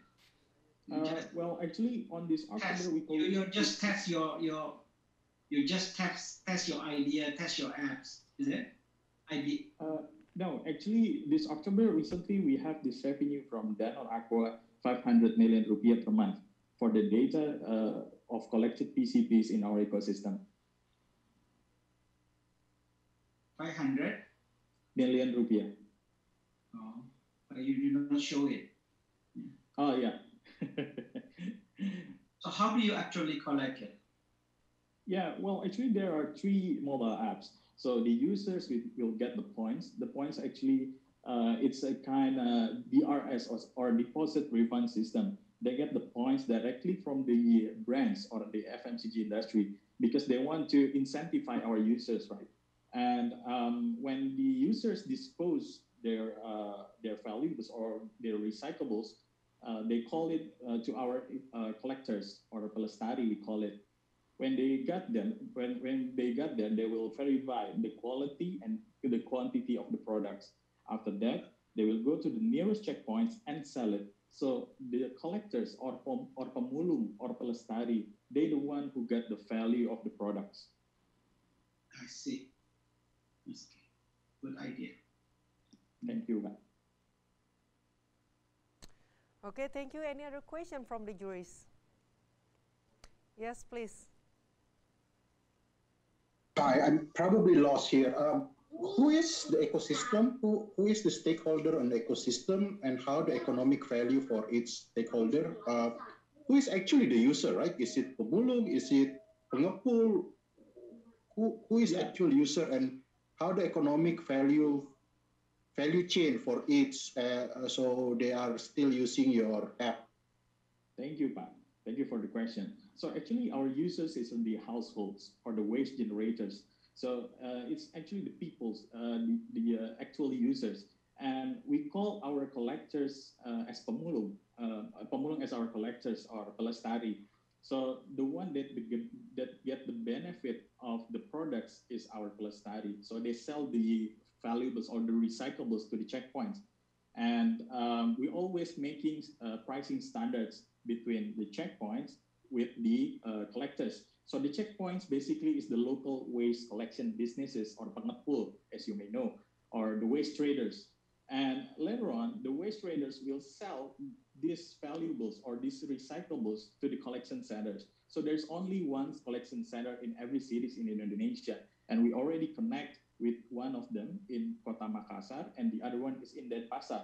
So after the recyclables goes to the collection centers will sell it to the recycling industry, and after that it will goes back again to the shelf. So how we keep the value chain for the users, they get the points directly from the brands. So it's kind of DRS or deposit refund system. So the brands give incentives for users keeping their PCPs or post-consumer products. And for our collectors, as I may say, that they got the value of the recyclables, and we always make sure that the buying price between the checkpoints and the collectors is always higher than current local market price. And the checkpoints, they get the benefit of margins when they sell it to the collection centers. Actually, we integrate the multiple layers that happens in the traditional market into one single stakeholder, which is the checkpoints. So that's why there's a lot of margins between the collection center and the checkpoints. That's the benefit that checkpoints get. And for the collection centers, they get the good quality recyclables, because before Octopus, there is a 35% rejection rate for the recyclables, especially in PET, the most valuable one. After Octopus, we reduced the 35% into 2%. It's been proven by the recycling industry. So the ecosystem is really happy with our ecosystem. So that's why to expanding our services to another cities, it will take more investors. Of course, we need some investment. So that's why it will get more PCPs to collect, of course, if we expand to another cities. Sorry, I still don't get it, right? So if I'm the customer, I have your app and say, I would like to, I just finished my shampoo, right? And is somebody come and pick up my shampoo bottle? How that works? Exactly. Yes. That's not economic, right? what's the economic size of picking up a certain item? Sorry, I might be lost here, right? So if I'm a end user, I'm a take Unilever or P&G, as you mentioned. I just use one of their shampoo or their soap, finish the bottle. What should I do? And I'm using your app, I assume, right? Yeah. You're using my app. So when you dispose it, you call our collectors to go to your house to take the recyclables. So when they go, when the collectors goes to your house, after they verify the quantities of your products, you'll get the points. The user get the points. The collector using your app to give the point? I'm sorry. Yes. We have this app for the other apps for the collector as well. I understand. So one day verify by quantity using your other side of the app, giving me the point, right? Yeah. Then they manually take this to pengepul, right? Correct. In our ecosystem. In your ecosystem. Yes. Understood. They have this other app. The pengepul has the other app. Yes. What's the app used for? It's for the transactions between the collectors and the checkpoints. We call them checkpoints, pengepul checkpoints. They'll set the price of it. So basically, this is the trading between the collectors and the checkpoints. Okay. I roughly have it. I'm still quite. Yeah. It's quite difficult to understand our businesses because it's not quite usual businesses in Indonesia right now, but it is growing in Germany, in US, and of course in Singapore. But recently, since I mentioned before that the government already released this regulation, they asked the producers or FMCG industries to track and collect their post-consumer products. So yeah, this is our time for that.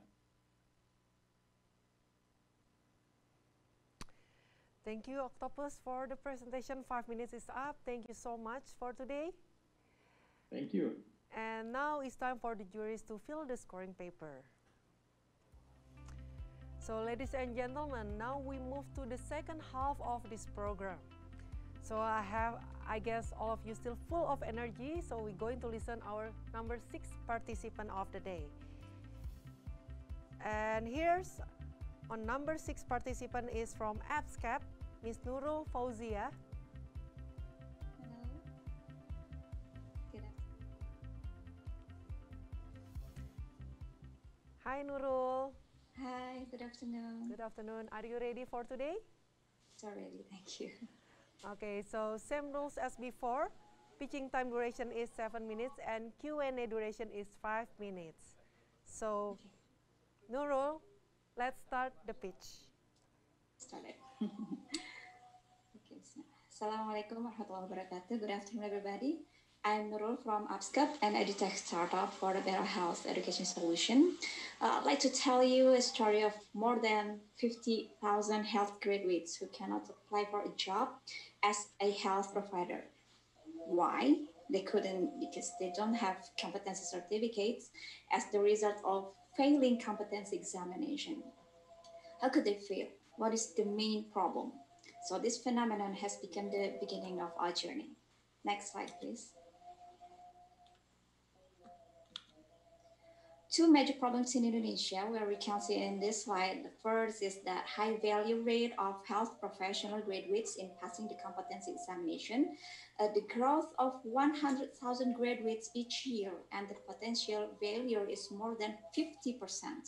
The second problem is that the unemployment rate is increasing with a potential growth of 50,000 people every year.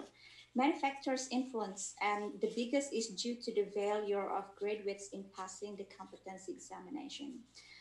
Actually, government through professional organization has organized 1 or 2 times mock exams regularly every period before the due date of competency examination. The university or institution also has similar mock exam independently. But as we can see, the failure rate shows that the solution is not sufficient because actually there is a gap between big universities with institutions, especially in rural areas. Next slide, please. So we upscale Indonesia by researching, collecting data, and making technical trials, has developed several learning methods as our product to be a better solution in increasing the passing percentage of competency examination. Our learning content has been developed and based on data-fit curricula and also follow the science trends. The system is simple and support our needs to collect various data. We developed AppsUcom, which so far consists of intensive learning, mocking exam, exercise book, iLearning, online tutorial, online consultation as a combined learning media which handle the institutional gap that cannot be breached by the government and the institution itself. Users say that our methods are 4 times more effective than only requiring mock exam for learning preparation for the health worker competency examination. Next slide, please. So how it works? Actually, our system is very simple. It can be done by our oldest user. He was 54 years old. Started with registering account in our website, and then user will have long life account, which can be accessed anytime, anywhere, as long as they are connected to the internet. They can start the learning process as soon as the account is activated, and then a comprehensive learning progress report will be provided as their milestone in developing their study to be competent. Next slide, please.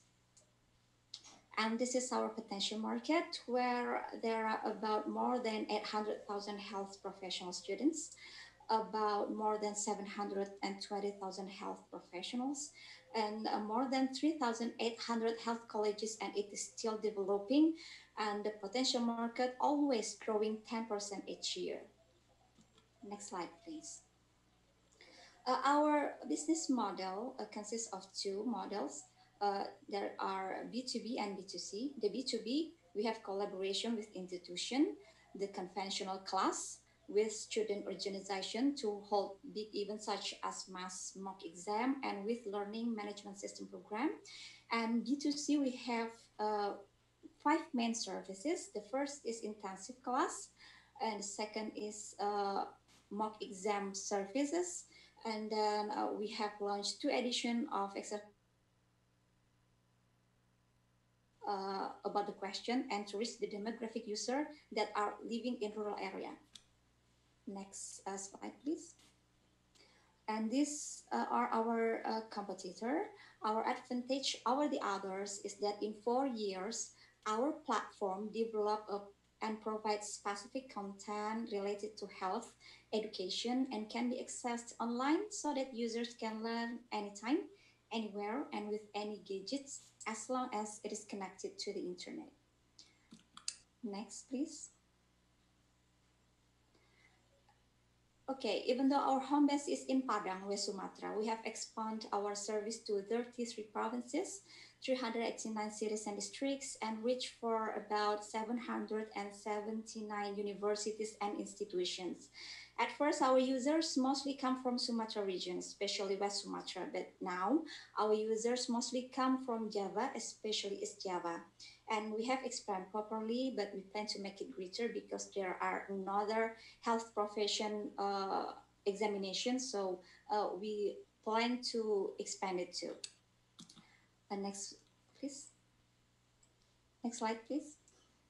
Our financial growth stable in 4 years of our performance.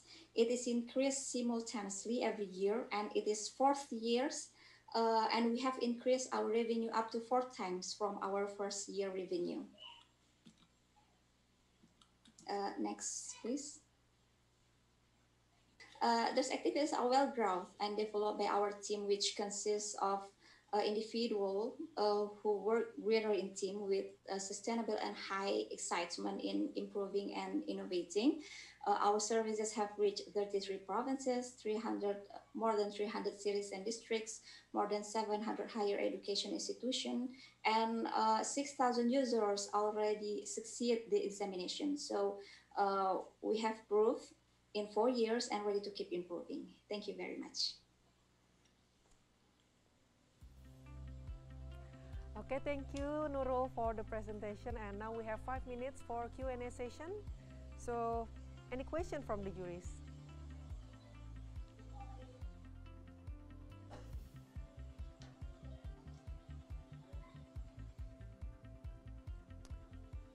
Any question? Yes, Mr. Kiwi. So this is basically the education and the question answer for the health, especially for the nurse or also for the doctors. Or this is not clear for me. Okay, actually at first we concentrate in nursing science, but after 4 years, we've expanded the discipline, consists of 3 disciplines now. There are nursing, midwifery, and health nutrition. So for now, we concentrate on 3 measures. And because our team consists of people in specialty of the curriculum, so that we try to expand to another health discipline, just like pharmacy, dentist, and so on. So your customer is the student? Mostly students, sir. Mostly student. Okay. So Yes. how they pay you? Okay. Our customer is health graduates, so they already graduates, and usually they pay it directly to our account, our bank account. That is in B2C models, but in B2B models, usually the institution will give the money to our account by collecting the money from the students. So there are 2 models. Subscription based, right? Yes, that's right. So we have 55 MOUs with government universities and institutions. So they subscribe our service. So every period they will send their students to study with us to prepare for the national exam. Okay, thank you. Thank you very much, Mr. Kiwi. If I can ask, if there's still time, I'm just wondering, why did you decide to start in this particular niche? I think like most edutech around the same space kind of started either in K-12 or in vocational studies, right? So they try to go horizontal, but acquire each of their customers, starting from one vertical. But then it's easy for them to expand. What made you decide to start with this particular niche? And how big do you think is the opportunity in without expanding to other types of vocation? Excuse me. Your voice a little bit not clear here. Would you like to? Would you like to repeat the question? Sorry. Yes, I was just wondering why. Why did you start with this niche instead of just going horizontal in vocational learning? Okay. Actually, the vocational learning is not the first target of our service. It is actually the bachelor degree, so the vocational is only an additional, but then become our center of service too. Basically, there is a regulation from the government that every health graduates have to join the national exam to get the certification, and there is a gap between the institution in rural area with the center like in Java or mostly in Java. So this is the fact that the gap make the failure keep rising. So with this horizontal type, we really hope that we can help as much as students who really needs opportunity to pass the examination. How many students or how many people are actually applying for the license every year?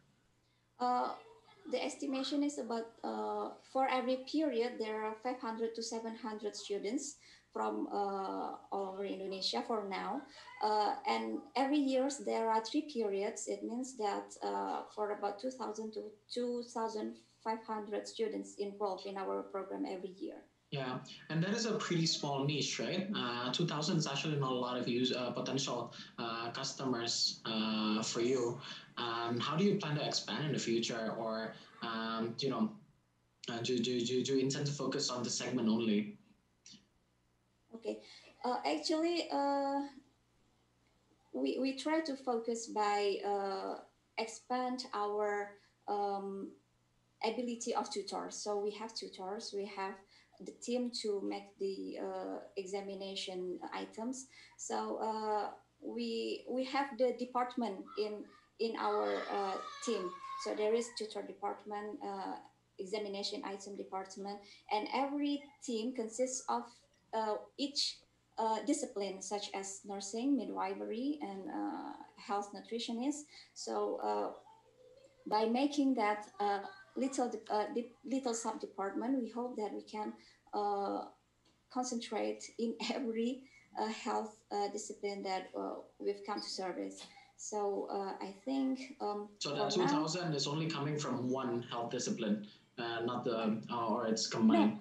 No, it is actually combined from for now it's from 3 disciplines: nursing, and then midwifery, and health nutritionist. So, but mostly it comes from nursing. Okay, got it. Yes. Got it. Thank you. Okay, thank you. Time's up for the Q&A session. Thank you so much, Nurul, for the presentation today. And now it's time for the jury to fill the scoring paper. Moving along to the next startup is from Panen, Bali, Miss Astrid Stephanie.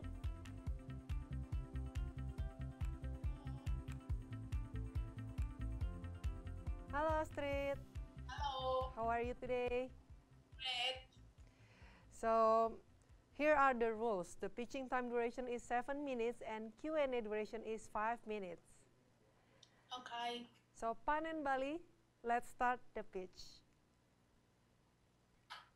Hi all, my name Astrid from Panen, Bali. Next. Panen Bali try to build sustainable farming using technology adoption for farming, have a distribute farmers across Indonesia, and nurturing positive impact for social community and environment. Next. Recirculating aquaponic and hydroponic farm are sustainable options that can have controlled input and no output. They can be eco-efficient and have versatile design, and reduce use of water, fossil fuels, fertilizers, and electricity. By Maureen Kufon from Recirculating Farm Coalition. We know that our solution will be based on aquaponic or hydroponic. Next. Let's start to our overview. Next.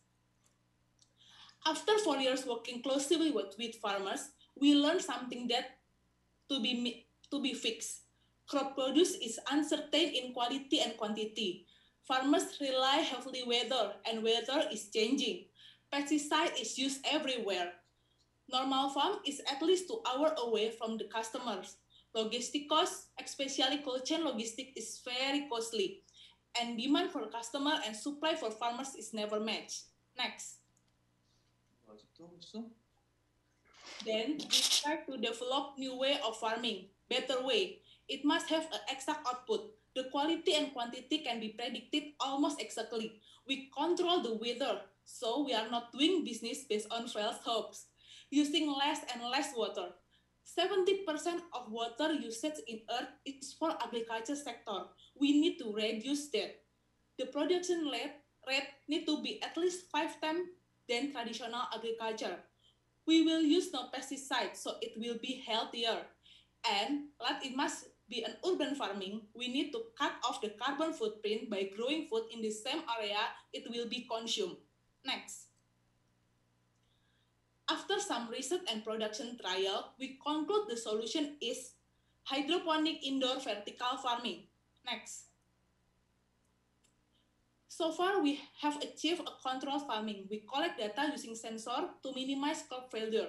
We have under 2% failure right now. Our produce is now 100% sellable.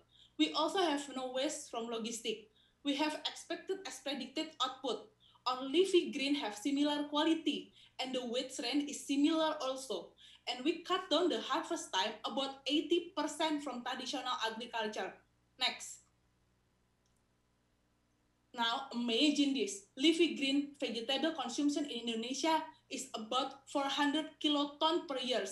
With the uses of our current hydroponic indoor vertical farming system, we can, next, reduce water usage by 10 billion liter, using 170 million square meter less space, and in average, using 6 days, 14 hours, and 24 minutes less time for each plant cycle. Next. So, what next? Next. This is our dream in 3 phases. First, we build sustainable and scalable farming system. It is what we built now. We managed to get all 6 requirements fulfilled. Next phase is developing a farm as a service. We offer our farm to micro investor or millennial farmers. And together, we build more hydroponic indoor vertical farming. And the third phase is decentralized hydroponic indoor vertical farming. We move fast by duplicating our farming system everywhere, and we can have eco-friendly solution to feed global growing population. Next. With Panen Bali Farm as a service, everyone can rent hydroponic farm with per whole pricing and a profit sharing from the selling price. The micro investors or farmers can earn up to 25% profit per cycle. Next. Using only our smartphone or tablet, micro investor can manage the farm, monitor the farm through apps, and getting detailed data and report. Next. This is farm as a service package that we will offer. Starting only from 1,800 rupiah per hole, micro investor can start planting with up to 50% profit sharing, and at the end of each cycle, farmers can get up to 25% profit. Next. Let's start phase 2 together. Thank you.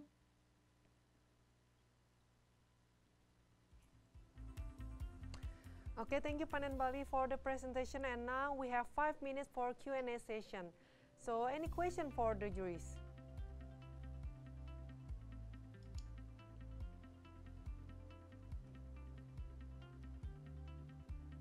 So, can I ask? Yes, sure, Mr. Kiwi.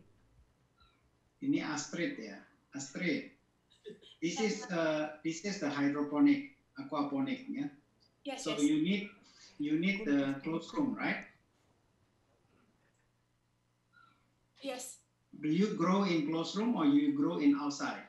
Closed room. Closed room. Okay. When you grow in closed room, you need the electricity, right? LED. Yes. So is it the supply including the LED system? Yes. So okay, if including the LED system, do you know the electricity consumptions? Yes. Okay, because you have the running circulation of water, right? Yes. Yeah. Okay. And then, do you know the optimum lighting compositions between yellow light, red light, ultraviolet light? Yes. Yes. What is yes? Yes, I know. Okay, so you please explain me. Okay, explain. Hello, my name is Johannes. Yes. Maybe I can help Astrid explain more about the system. Yeah, the LED system we use, mostly we use white light LED. Oh, For most of the growing parts, we use white light LED. We use white light LED for the first like 10 days first. We use the white light LED. Then we switch to the RGB LED with I forgot the number of the LED number, but we use the growth LED until the 20 days. And when near the crops period, we use again the white LED again. Okay. As far as I understand, I understand agriculture. I know a little bit only. So when you grow with the aquaponic, compared to when you grow in the soil, the content of the vegetables, the leaf, is totally different. That's why if you grow only with the white light, the taste of the vegetable also different. So how you check? Have you checked to the lab that this is grow in the soil, this is grow this one, and the mineral content, the vitamin content, you already checked? We're still not checking to the lab, but we have a lot of chef friends here in Bali. Then we check with them about the taste and the quality of our leafy greens vegetables, and so far we have no complaints until now. We already sell our indoor farms start from last year, and until now it's still good from them. Yeah. You cannot taste based on taste no complaint. Okay. Yeah. But you better check. Okay, we'll do. Then you will surprise what is the difference.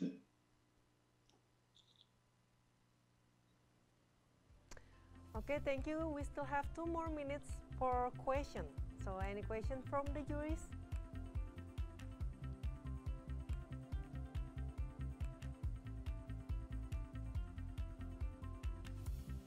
Okay, if there is no more question, we are going to proceed to the next participant. No more question. All right. Thank you so much, Astrid Stephanie from Panen Bali. And now it's time for the jury to fill the scoring paper. Next participant is from Flexel, Mr. Felix Pasila.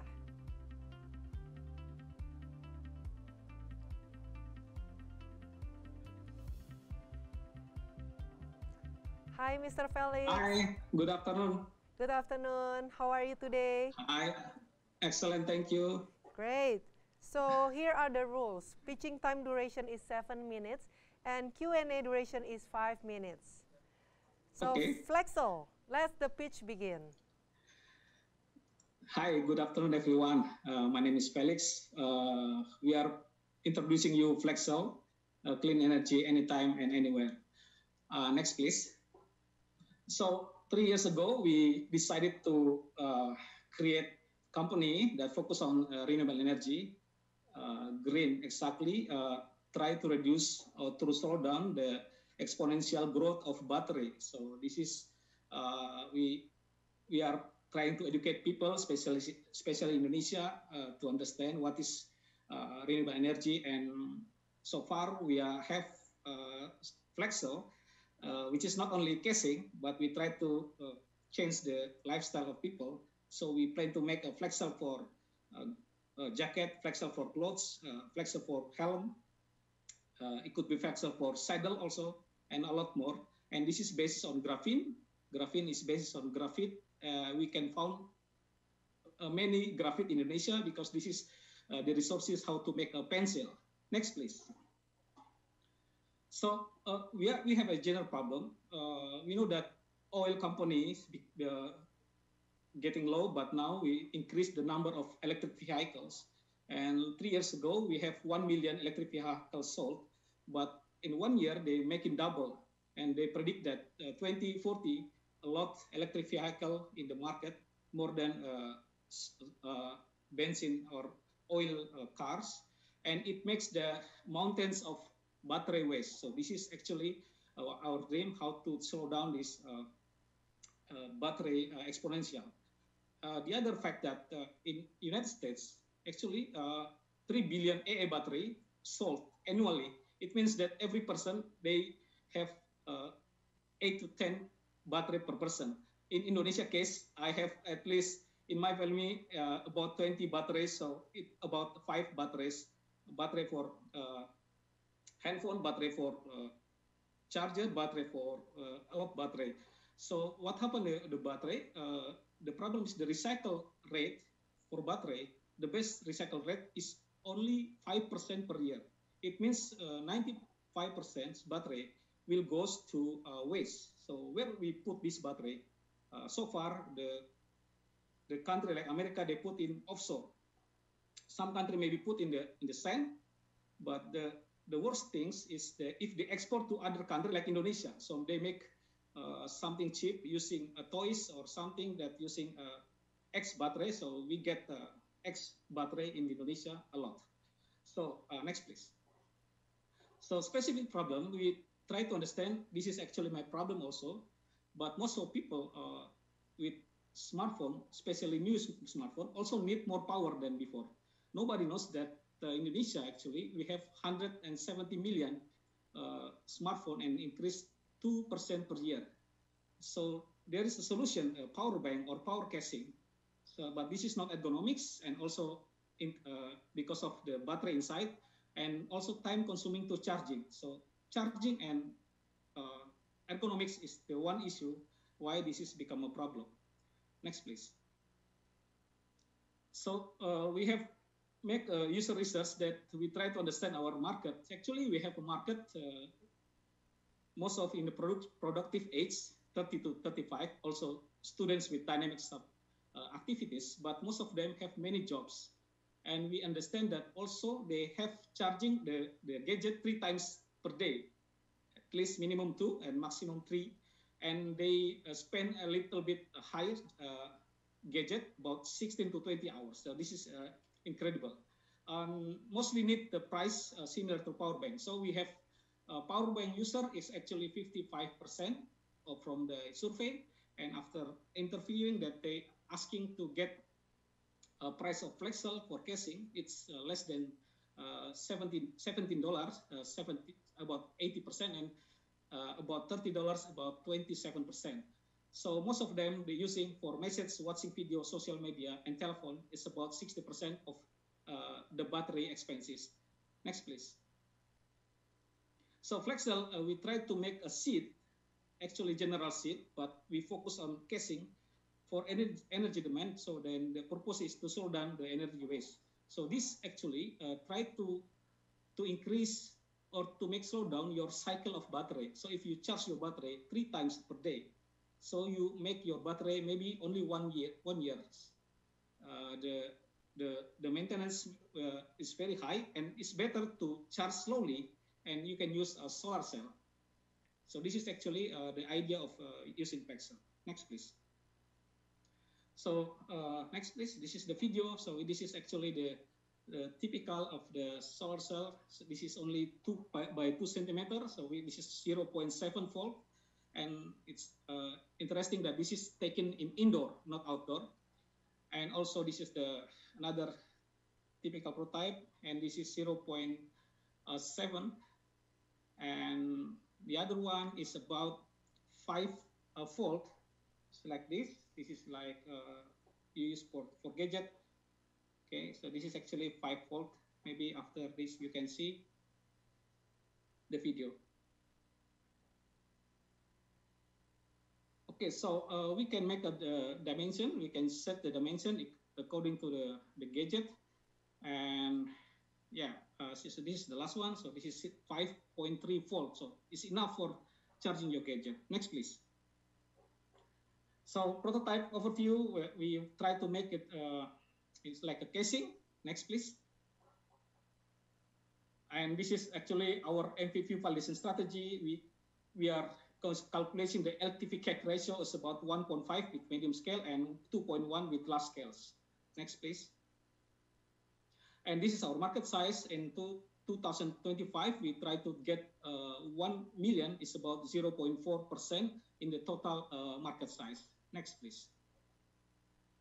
So actually business model canvas, we try to get the partners like casing manufacturing or smart manufacturing in bundling. And actually our value proposition, we try to sell our patent or royal licensing. Next, please. So market strategy, next, please. Next, please. Next, please.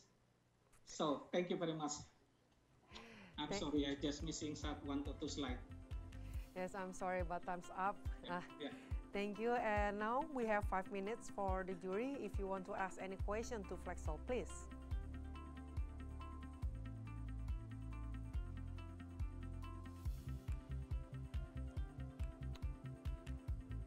Any question, juries?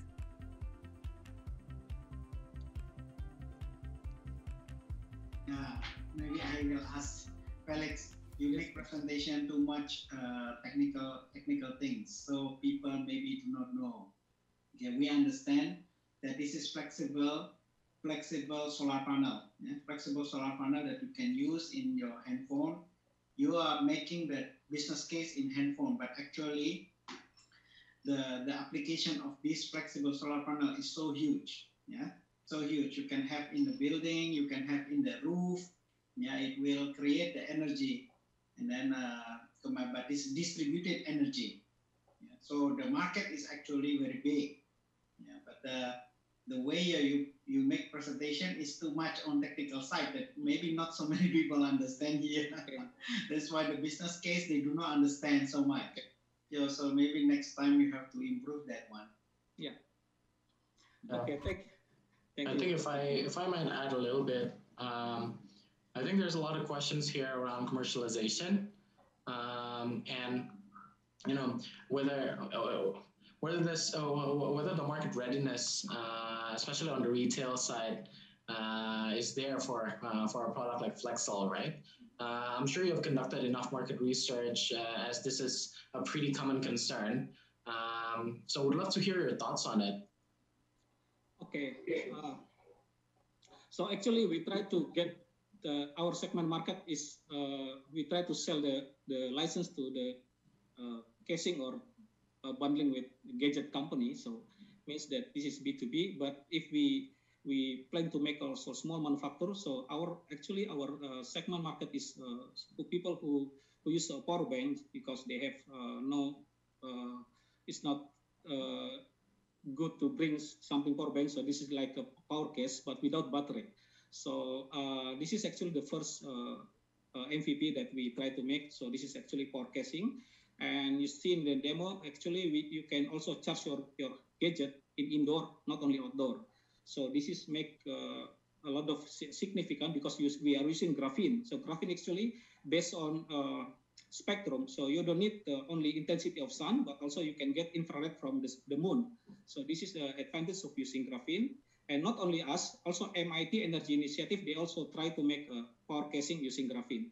So the other things that we have flexible, and not only flexible, but also transparent.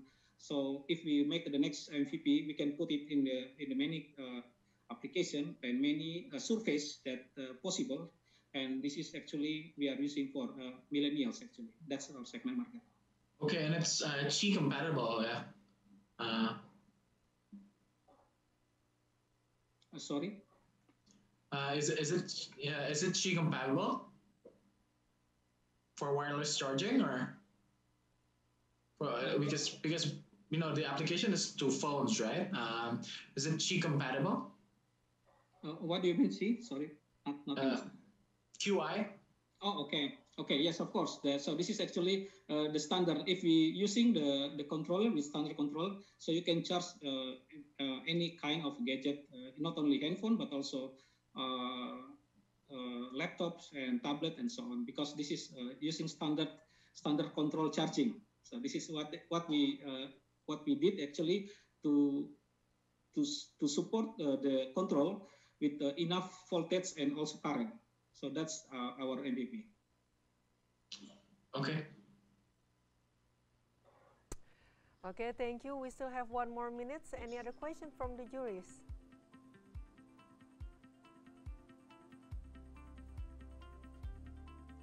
Any question?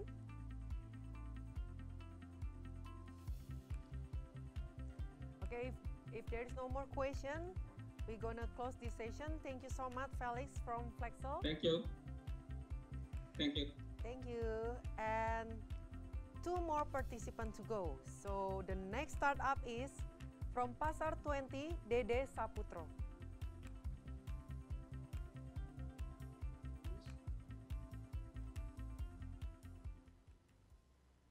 Hi, Dede. Hi, can you hear my voice? Yes, I can hear your voice clearly. All right. So Dede, same rules as before. Pitching time duration is 7 minutes and Q&A duration is 5 minutes. Okay, sure. Thank you. So Pasar 20, let's start the pitch. Let's do it. All right, good afternoon. Thanks to all team of HighPitch and Ministry of Tourism and Creative Economy for making this happen. Welcome to pasar20.com. So, shopping in wet market, or we like to call it pasar, hasn't changed much for the last few decades. But is there anything wrong with it? Let's see how people get their groceries. Next, please. So first, we need to travel to pasar to get our fresh groceries. The place is usually very crowded, and finding fresh groceries is difficult. Negotiating the price and pay by cash, carry all the heavy groceries, and travel back home. So yeah, it's like riding an ojek 10 years ago. We don't see any problem with it until an online ojek was born. So today, there are 3 driving forces that will shift the grocery shopping forever. First, the pandemic hit our country hard this year, and it changed our habit to stay away from unnecessary human contact. And second, we, the smartphone users, are spoiled to get anything easier, faster, and more affordable. And third, the online solution today is not yet affordable to everyone. If you want the things is fresh, it is usually expensive, and if you want it cheap, it usually not fresh nor healthy. So the question is, how can I get fresh and affordable groceries delivered to my place safely? Next, please. Pasar20 was born to solve that. We are an online groceries platform to help housewives and business to get their fresh groceries delivered to their home and help digitizing traditional merchants to sell their groceries online. Next, please. The market of online food and personal care in Indonesia is growing at 31% annually, and it is being projected to keep growing at this rate until 2025. So how are we going to win the market? Next, please. This is our business model. So the first is B2C. Customer can purchase various products from multiple merchants, and in return, we earn 3% fee per transaction. Next, please.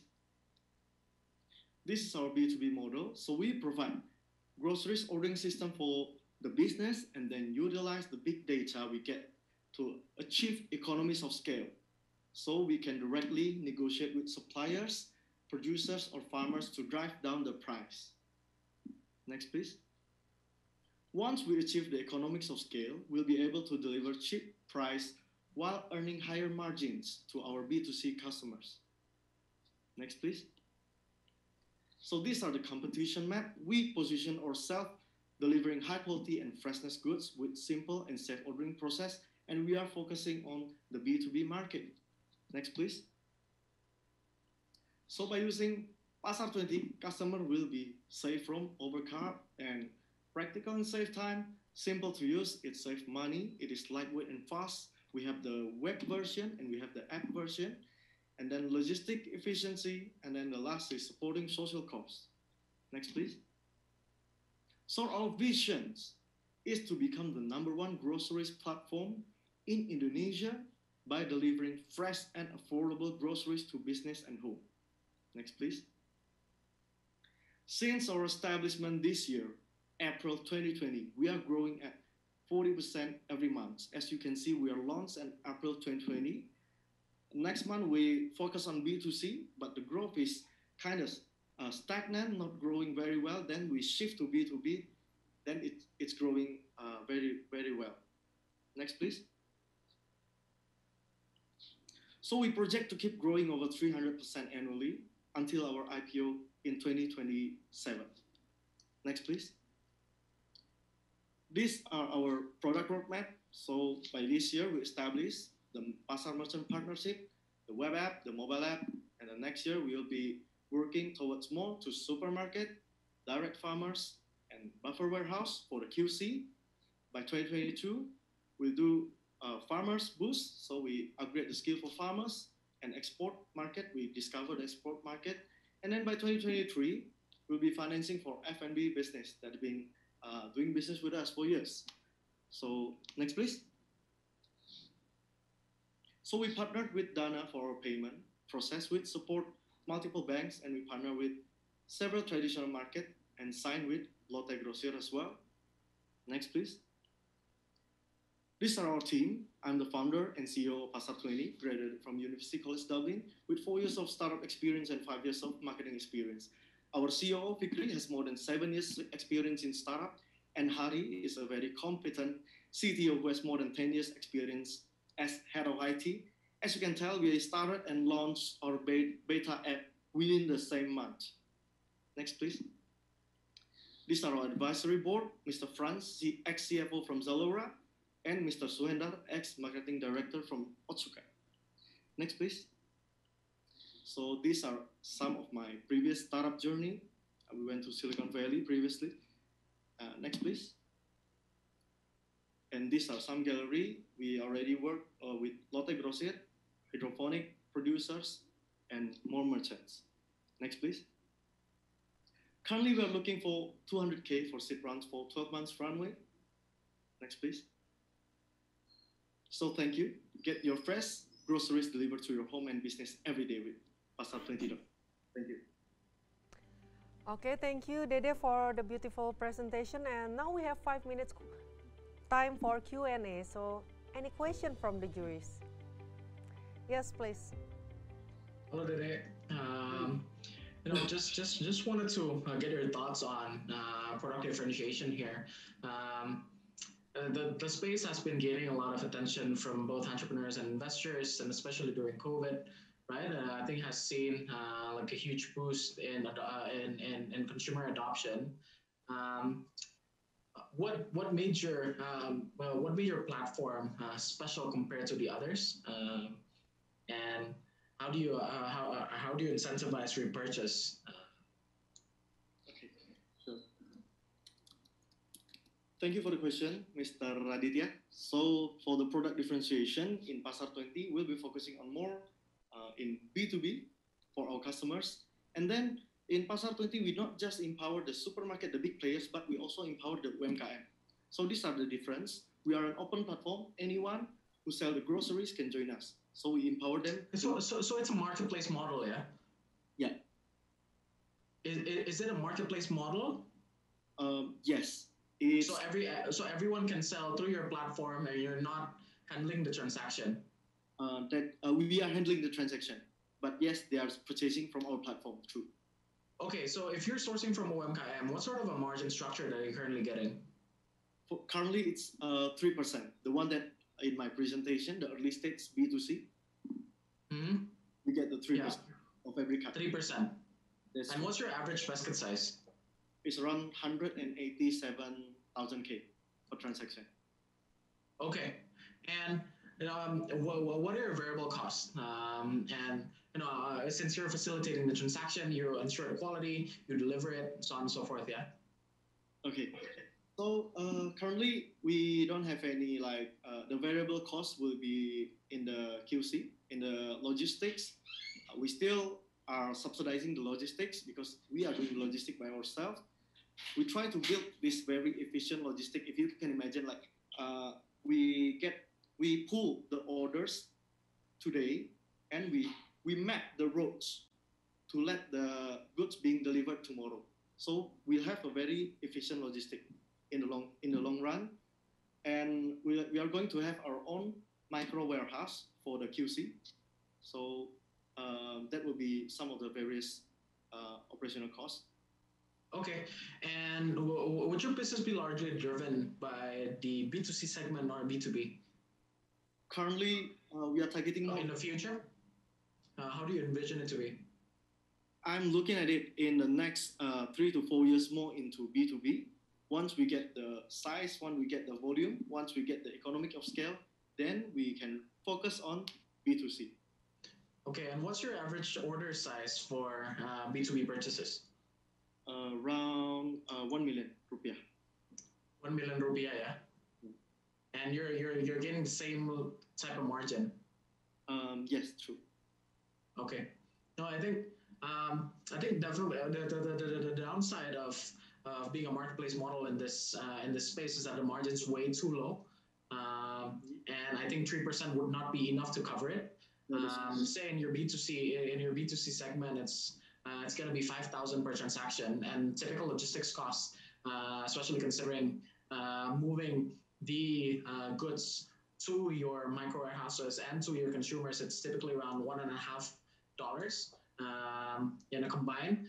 And with everything else, with customer acquisition, with packaging, so on and so forth, right? It would be you would at least need around, I don't know, 30% margin at the same basket size. So how do you plan to increase it going forward, and how do you plan to make this business profitable? Okay, this the business model that I mentioned before, right? The first strategy, we go into B2C. We earn 3% for every transaction, but I know that this number is not feasible for the future, for the sustainable of this business. So we go into B2B to get the volume transaction. Once we get the economics of scale, we can negotiate directly to the farmers, and then we can get higher cut. We estimate the cut will be around 15% for every transaction in the future, once we get the number fit, the economics of scale. That's the one that we're going to and at one point, at what revenue level and order volume that you need to reach in order to get that kind of a margin structure, and how long will it take you? We estimate it will take around 200 to 300 million rupiah every month revenue, and then it will take around 1.5 to 2 years. It's very small. It's a very small target, 200 million, right? Yeah. 200 juta rupiah. Yeah, tapi I mean that's enough for us to negotiate with the suppliers for better price. And you're currently aiming to reach that company financial target in 1.5 years, and I believe you're currently at 80 million for now. Sorry? So you're currently at 80 million rupiah, right? Yeah. And you think for you to get to 200 million rupiah per month, it will take you around 1.5, 2 years? It should be less than 1.5 years. But let's say the worst case, it'll be like 1.5 years, the most tops. Okay. Thank you. You're most welcome. Thank you, Mr. Aditya. Thank you, Dede, for the presentation. Time's up for the Q&A. Thank you so much. And now it's time for the juries to fill the scoring paper. It's just getting more intense and interesting. So here we are on our last but not least participant. Is from Hakita, Mr. Yumna.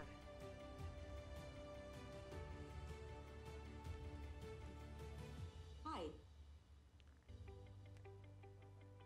Hi, Thor. Hi, hello everyone. Good. How are you? Great here. So it's going to be same rules as before. Pitching time duration is 7 minutes and Q&A duration is 5 minutes. So Thor, are you ready? Of course. Let's start the pitch. Hi, I'm Thor, Chief Business Development of Hakita, a software as a service in legal compliance and document workflow optimization. We aim to automate legal setups for businesses in Indonesia, make it more efficient, and reduce the risk of human error. Honored to be here virtually with you all. What Hakita founders experience as entrepreneurs, we face inefficiencies and human errors in legal compliance department, exaggerating amount of time spent in drafting and signing legal documents, which the billable hours and fees are paid by us. Also large fines caused by expiring permits, overdue contracts, tax reports, late payment dues, because when a business is growing, the permits and contracts will keep on adding. Next. As entrepreneurs, we feel the need to increase efficiencies and optimize workflows in legal compliance department. A quick use case of one of our existing early adopters published these numbers, where an average of 500 documents are signed monthly. Here we can see that Hakita workflow can save up to 50% of our current conventional practices. Next. We are not online law firm. Hakita is an integrated workflow optimization. Using Hakita only takes 3 to 5 minutes to finish drafting an employment contract. And these are our top 3 features. Our document creation turns a drafting affair that might take hours into minutes. Users can choose from more than 100 and ever-growing list of legal contracts. We understand that different verticals have different needs and specific documents.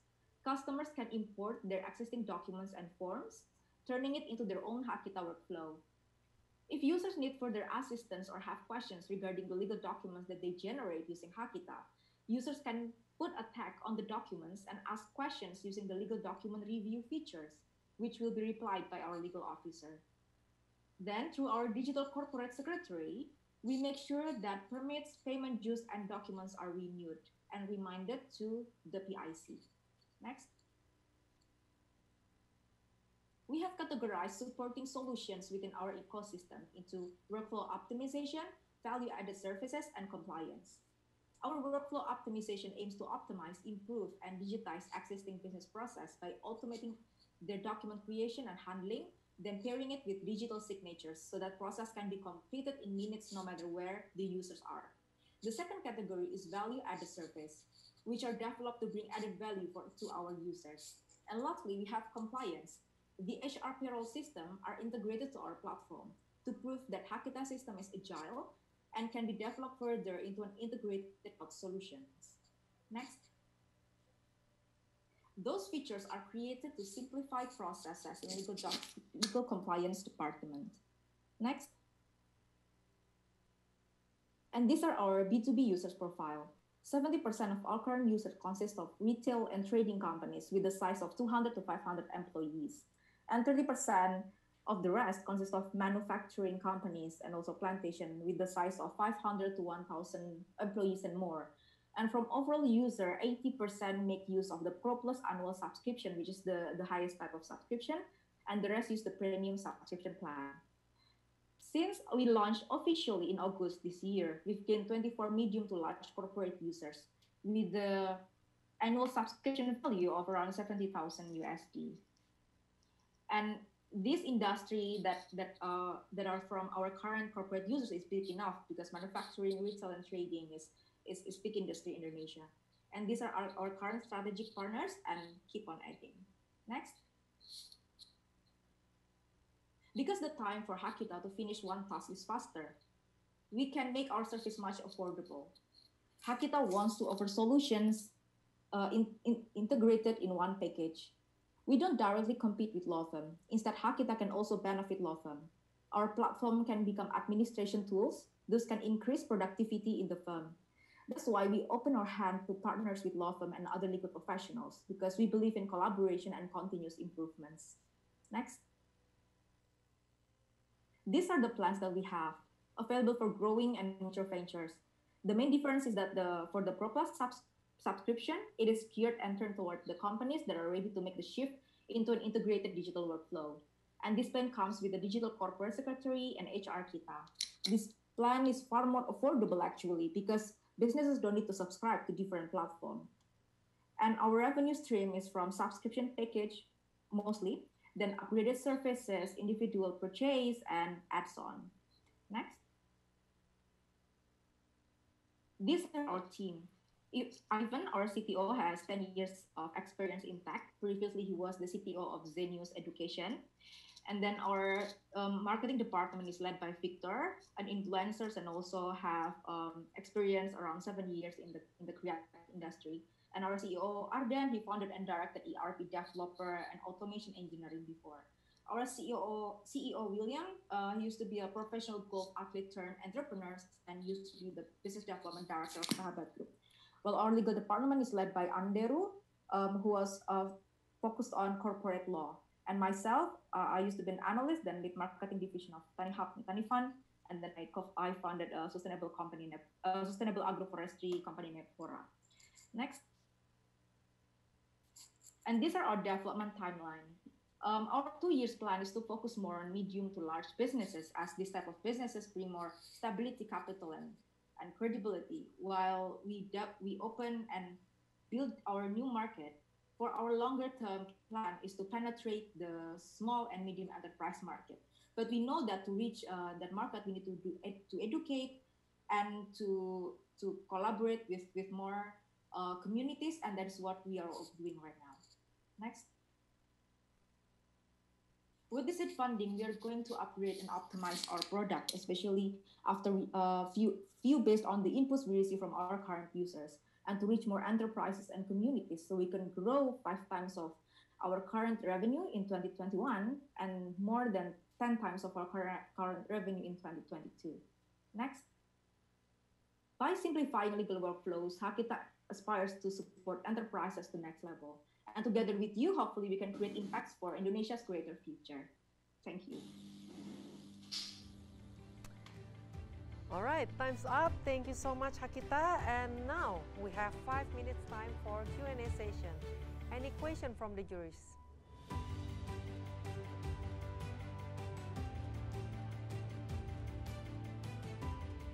Yes, please, Ms. Retno. Hi. See you. Hi, Retno. How are you? I'm doing good, thank you. I just have a very quick question, actually. Sure. I'm sure this is not the first startup trying to disrupt the legal industry by simplifying or digitizing the work. I've met several startups before and they failed. So my simple question to you: why do you think right now it's the right time to launch, or to build this model? And what will be your secret sauce so that you won't have a similar mistake with previous startups? Okay, well, our current situation this year especially have pushed corporates, the medium to large, that is become our current target right now, to adapt to the digital workflows. And what we need to do is actually to really solve the problems with the workflow itself. Because, we are not trying to replace the lawyers, but what we want is to actually increase their works and to optimize the workflows. And that is why with Hakita, we want to reduce the human error while also cutting down time, and then enable the legal officers, enable the team to actually access the documents and work on their legal needs wherever they are. And Hakita is a tool to support that and to enable these companies to actually can fulfill their legal needs while reducing their spendings on legal compliance. What kind of technology that you use in order to prevent that human error? Okay, Ivan, do you want to add? Okay, I will try to answer the question. So, we automate the process. For us, automate means to reduce human interactions, to dehumanize the process. So with our document builder, our user with a limited legal knowledge can easily create a draft of a basic employment agreement based on Indonesia regulations and business best practices in around 5 minutes. And if the user instead want to create the document manually, probably they will need an expert in law to help them. And it will probably take around 2 to 3 hours to create one single draft of the same document. Okay, so do you have in-house lawyers, or you are partnering with a lawyer? Both. We have in-house legal officers, but we know that if we want to scale, we need to be agile, and to be agile, we need to partner with as much legal professionals as possible, because we don't want to be the bottleneck just because our limitation in our team. But by partnering with more legal professionals and law firms and other institutions, we can offer more services and to wider audience. And how is it going so far for your clients? Did they manage to create a simple legal draft by themselves, or most of the time they still need a help from your legal expert by doing like, I'm sure you mentioned you have the in-app chat with the lawyers. Yes. We have an online chat consultation. Well, our online legal consultation reach more to like SMEs and individual users, but our software as a service is used by the medium to large corporates, which some of them they already have in-house legal officers, but these in-house legal officers actually have like a lot of workload. Because these medium to large corporates, they have a different kind of business, which they have offices in different areas in Indonesia, and this legal officer is not always in office, and sometimes they have to deal with complicated legal issues. While meanwhile, they still need to do the administration and the paperwork, and this administration and paperwork is become an issue, because that's where the the human errors increase, and some of the in-house legal officers cannot do it. And even though this company have in-house legal officers, these in-house legal officers actually use Hakita, so they can manage the administration and legal paperwork using Hakita. So they only takes like 4 minutes, 5 minutes to complete it, and then they can do like more meaningful work and to deal with more complicated legal issues in the company. Okay. Can you share a little bit about your partnership structure with a law firm or any lawyers out there? Sure, we do profit sharing with them. So one example is our partnership with the notary. We try to minimize the back and forth contact between users and notaries by optimizing the workflow. I mean, actually, some of the information can be provided before, so the notary don't have to like spend time communicating with the users. And actually, by cutting some of the unnecessary work and unnecessary like time spent on the communicating with the users and our partners can offer, and Hakita can offer more affordable price, because we can complete one task faster, and it don't really need take much time from our partners. So we can offer a more affordable price, and then with them the structure is more to profit sharing. Okay, thank you. Thank you, Retna. Okay, 5 minutes up. Thank you so much, Hakita, for the presentation. All the best for you. Thank you. So, ladies and gentlemen, that was our last participant of the day. That's mean we have seen all the brilliant idea from 10 startup of HighPitch 2020 National Startup Competition. Once again, thank you to all juries for your time and support. And now we are going to collect all the data, and meanwhile, we are going to have a very short break. So I'll see you in very soon.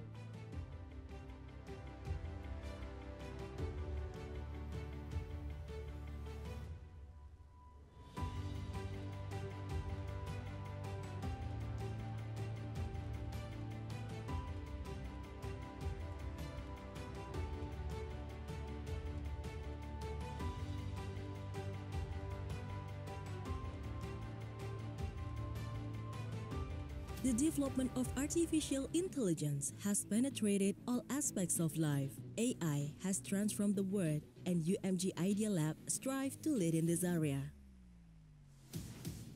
UMG Idea Lab is an investment company that oversees over 60 startups in several countries that engage in the business of the future. We have a vision to revolutionize Industry 4.0 by incubating and accelerating technological ideas. One of our missions is to make all of our startups powered by AI. UMG Idea Lab startup ecosystem support one another. UMG Idea Lab's products touch many aspects of people's daily life, and most importantly, we are bringing AI closer to people. At the forefront is Widya, with products in the field of robotic,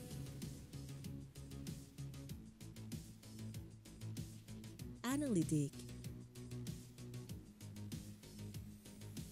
personalized learning, talent recruitment, development, and management,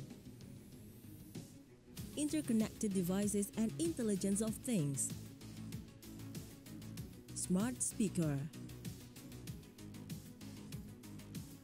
autonomous drone technology. We also have Arutala, which integrate AI with AR and VR technology. We have also established AICI, an AI Education Institute with big focus on developing and providing AI education for young students from kindergarten to high school, and many more. UMG Idea Lab ecosystem continues to evolve and innovate in order to create impactful products in all aspects of life and ultimately to elevate human quality.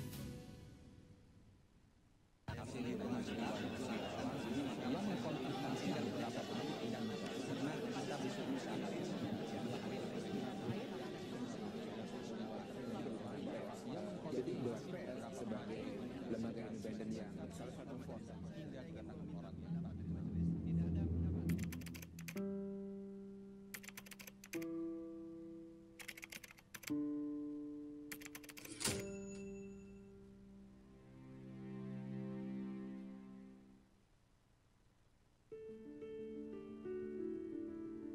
Berkembangnya sektor perindustrian pariwisata dan ekonomi kreatif di Indonesia tidak terjadi dalam satu malam. Ada proses dan kerjasama yang baik, menyeluruh dan berkesinambungan antara pelaku industri dan berbagai pemangku kepentingannya. Sejak tahun 2017 hingga sekarang, sudah banyak terobosan yang dilakukan. Kemenparekraf hadir untuk memfasilitasi, menjembatani, dan mendampingi para pelaku industri kreatif dengan program-program unggulannya. Antara lain, Docs by the Sea, fasilitasi pembiayaan yang mempertemukan sineas film dokumenter internasional dengan industri dan investor film dunia. Acaranya, forum pasar dan bisnis berskala nasional untuk mendukung akses pembiayaan dalam ekosistem perfilman Indonesia. Food Startup Indonesia, fasilitasi pembiayaan untuk pelaku bisnis kuliner. Dan bantuan insentif pemerintah. Bantuan insentif pemerintah adalah program bantuan pemerintah untuk penambahan modal kerja dan aktiva tetap dalam rangka meningkatkan kapasitas usaha atau produksi pelaku usaha pariwisata dan ekonomi kreatif. Khusus untuk subsektor kuliner, kriya, fashion, game developer, aplikasi digital, film, homestay, dan usaha wisata di desa wisata. Bagi orang tua yang hadir mendampingi sang anak belajar jalan, tertatih, sampai ia bisa berjalan sendiri, Kemenparekraf hadir mendampingi pelaku-pelaku industri pariwisata dan ekonomi kreatif di Indonesia. Di tahun pertama program BIP, terdapat 34 penerima manfaat, berasal dari 19 subsektor kuliner dan 15 aplikasi digital dan game developer dengan total dana sebesar 5,26 miliar. Tahun 2018, dana disalurkan kepada 52 penerima manfaat, 14 kuliner, 12 aplikasi digital dan game developer, 13 fashion, dan 13 kriya, dengan total penyaluran dana sekitar 4,7 miliar. Tahun lalu, di 2019, terdapat 62 penerima manfaat dari 5 subsektor ekonomi kreatif, seperti kuliner, aplikasi digital dan game developer, fashion, kriya, dan film, dengan total 5,8 miliar.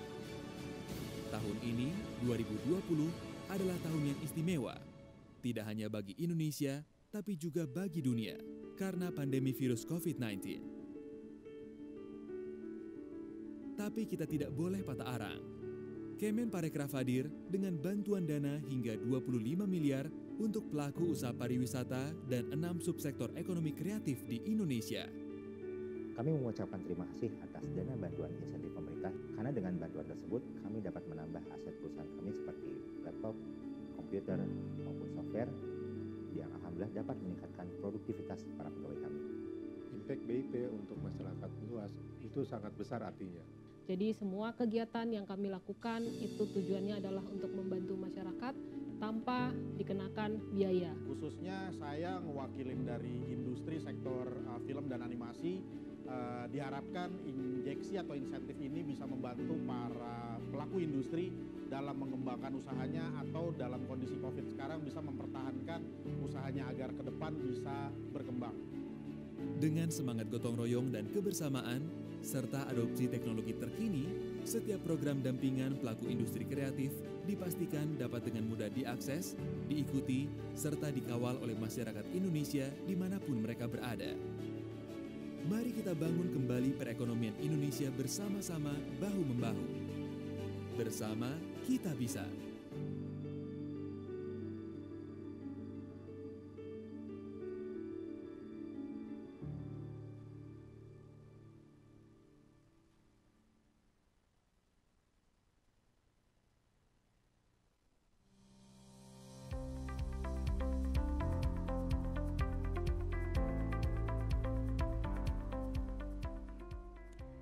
Welcome back to final HighPitch 2020 National Startup Competition. First of all, I would like to say thank you to all 10 startups that already pitched and showed their idea magnificently.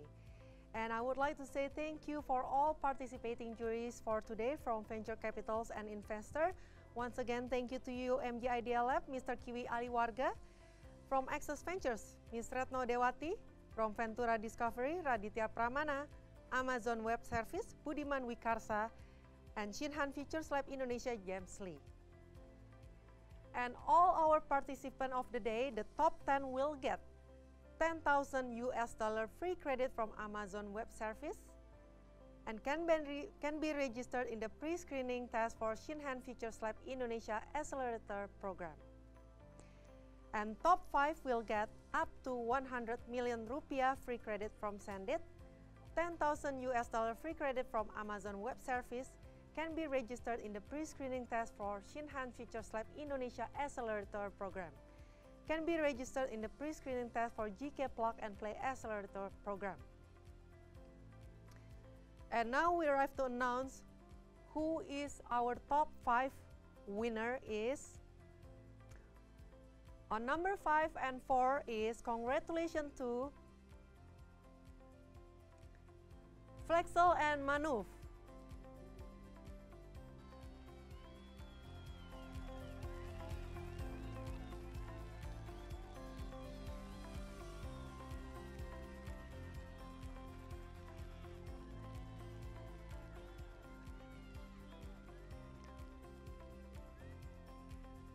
And now I'm going to announce the third winner of final HighPitch National Startup Competition is.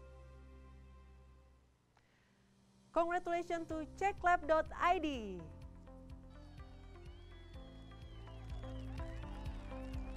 The third winner will get up to 250 million rupiah free credit from Sendit, $10,000 free credit from Amazon Web Service, can be registered in the pre-screening test for Shinhan Futures Lab Indonesia Accelerator Program, can be registered in the pre-screening test for GK Plug and Play Accelerator Program.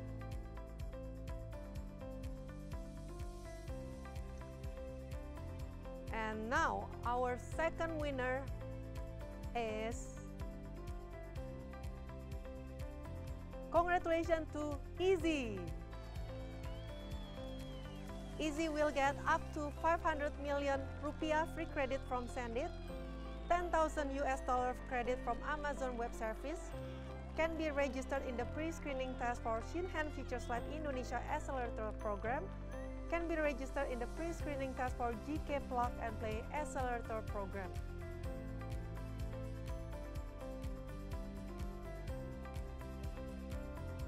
Congratulations, Easy. And now we arrive to our first winner. Who will be our first winner of the day?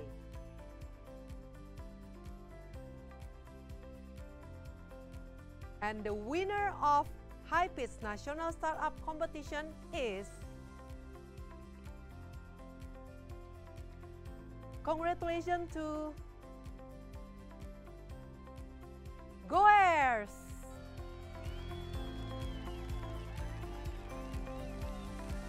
Goers will get up to 1 billion rupiah free credit from Sendit, $10,000 free credit from Amazon Web Service that can be registered in the pre-screening test for Shinhan Futures Lab Indonesia Accelerator Program, can be registered in the pre-screening test for GK Plug and Play Accelerator Program.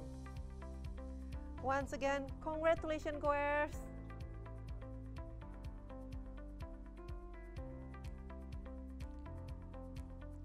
So in the third winner we have checklab.id, second winner we have Easy, and in the first place we have Goers.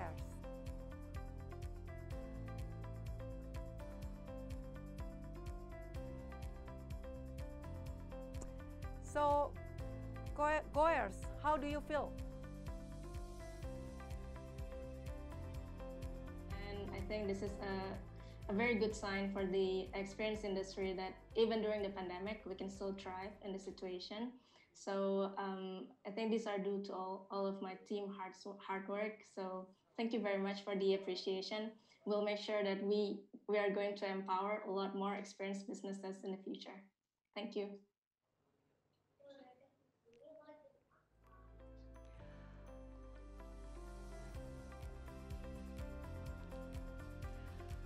All right, thank you so much once again. Congratulations to all the winners of the day. And this event is also recorded and will be uploaded in Ministry of Tourism and Creative Economy YouTube channel. Link will be provided later. And okay, here's our second winners. So, how do you feel? Yeah, thank you. We're grateful and privileged to be selected, and it was a really nice event. We learned a lot from the mentors, from the boot camp, from all other startups as well. So for us, it's always been a blessing, and it's always been a very insightful part of the journey. So thank you again, HighPitch, for all of the mentors, for Kemenparekraf, and everyone for the awesome event. Thank you so much. And our third winner? Yes, thank you very much. It's a privilege for TechLab. And for TechLab, it's always about really happy to see you all and making new friends and making new people that we can help. So if you guys need anything, I would love to help, and really love to connect you afterwards. Thank you.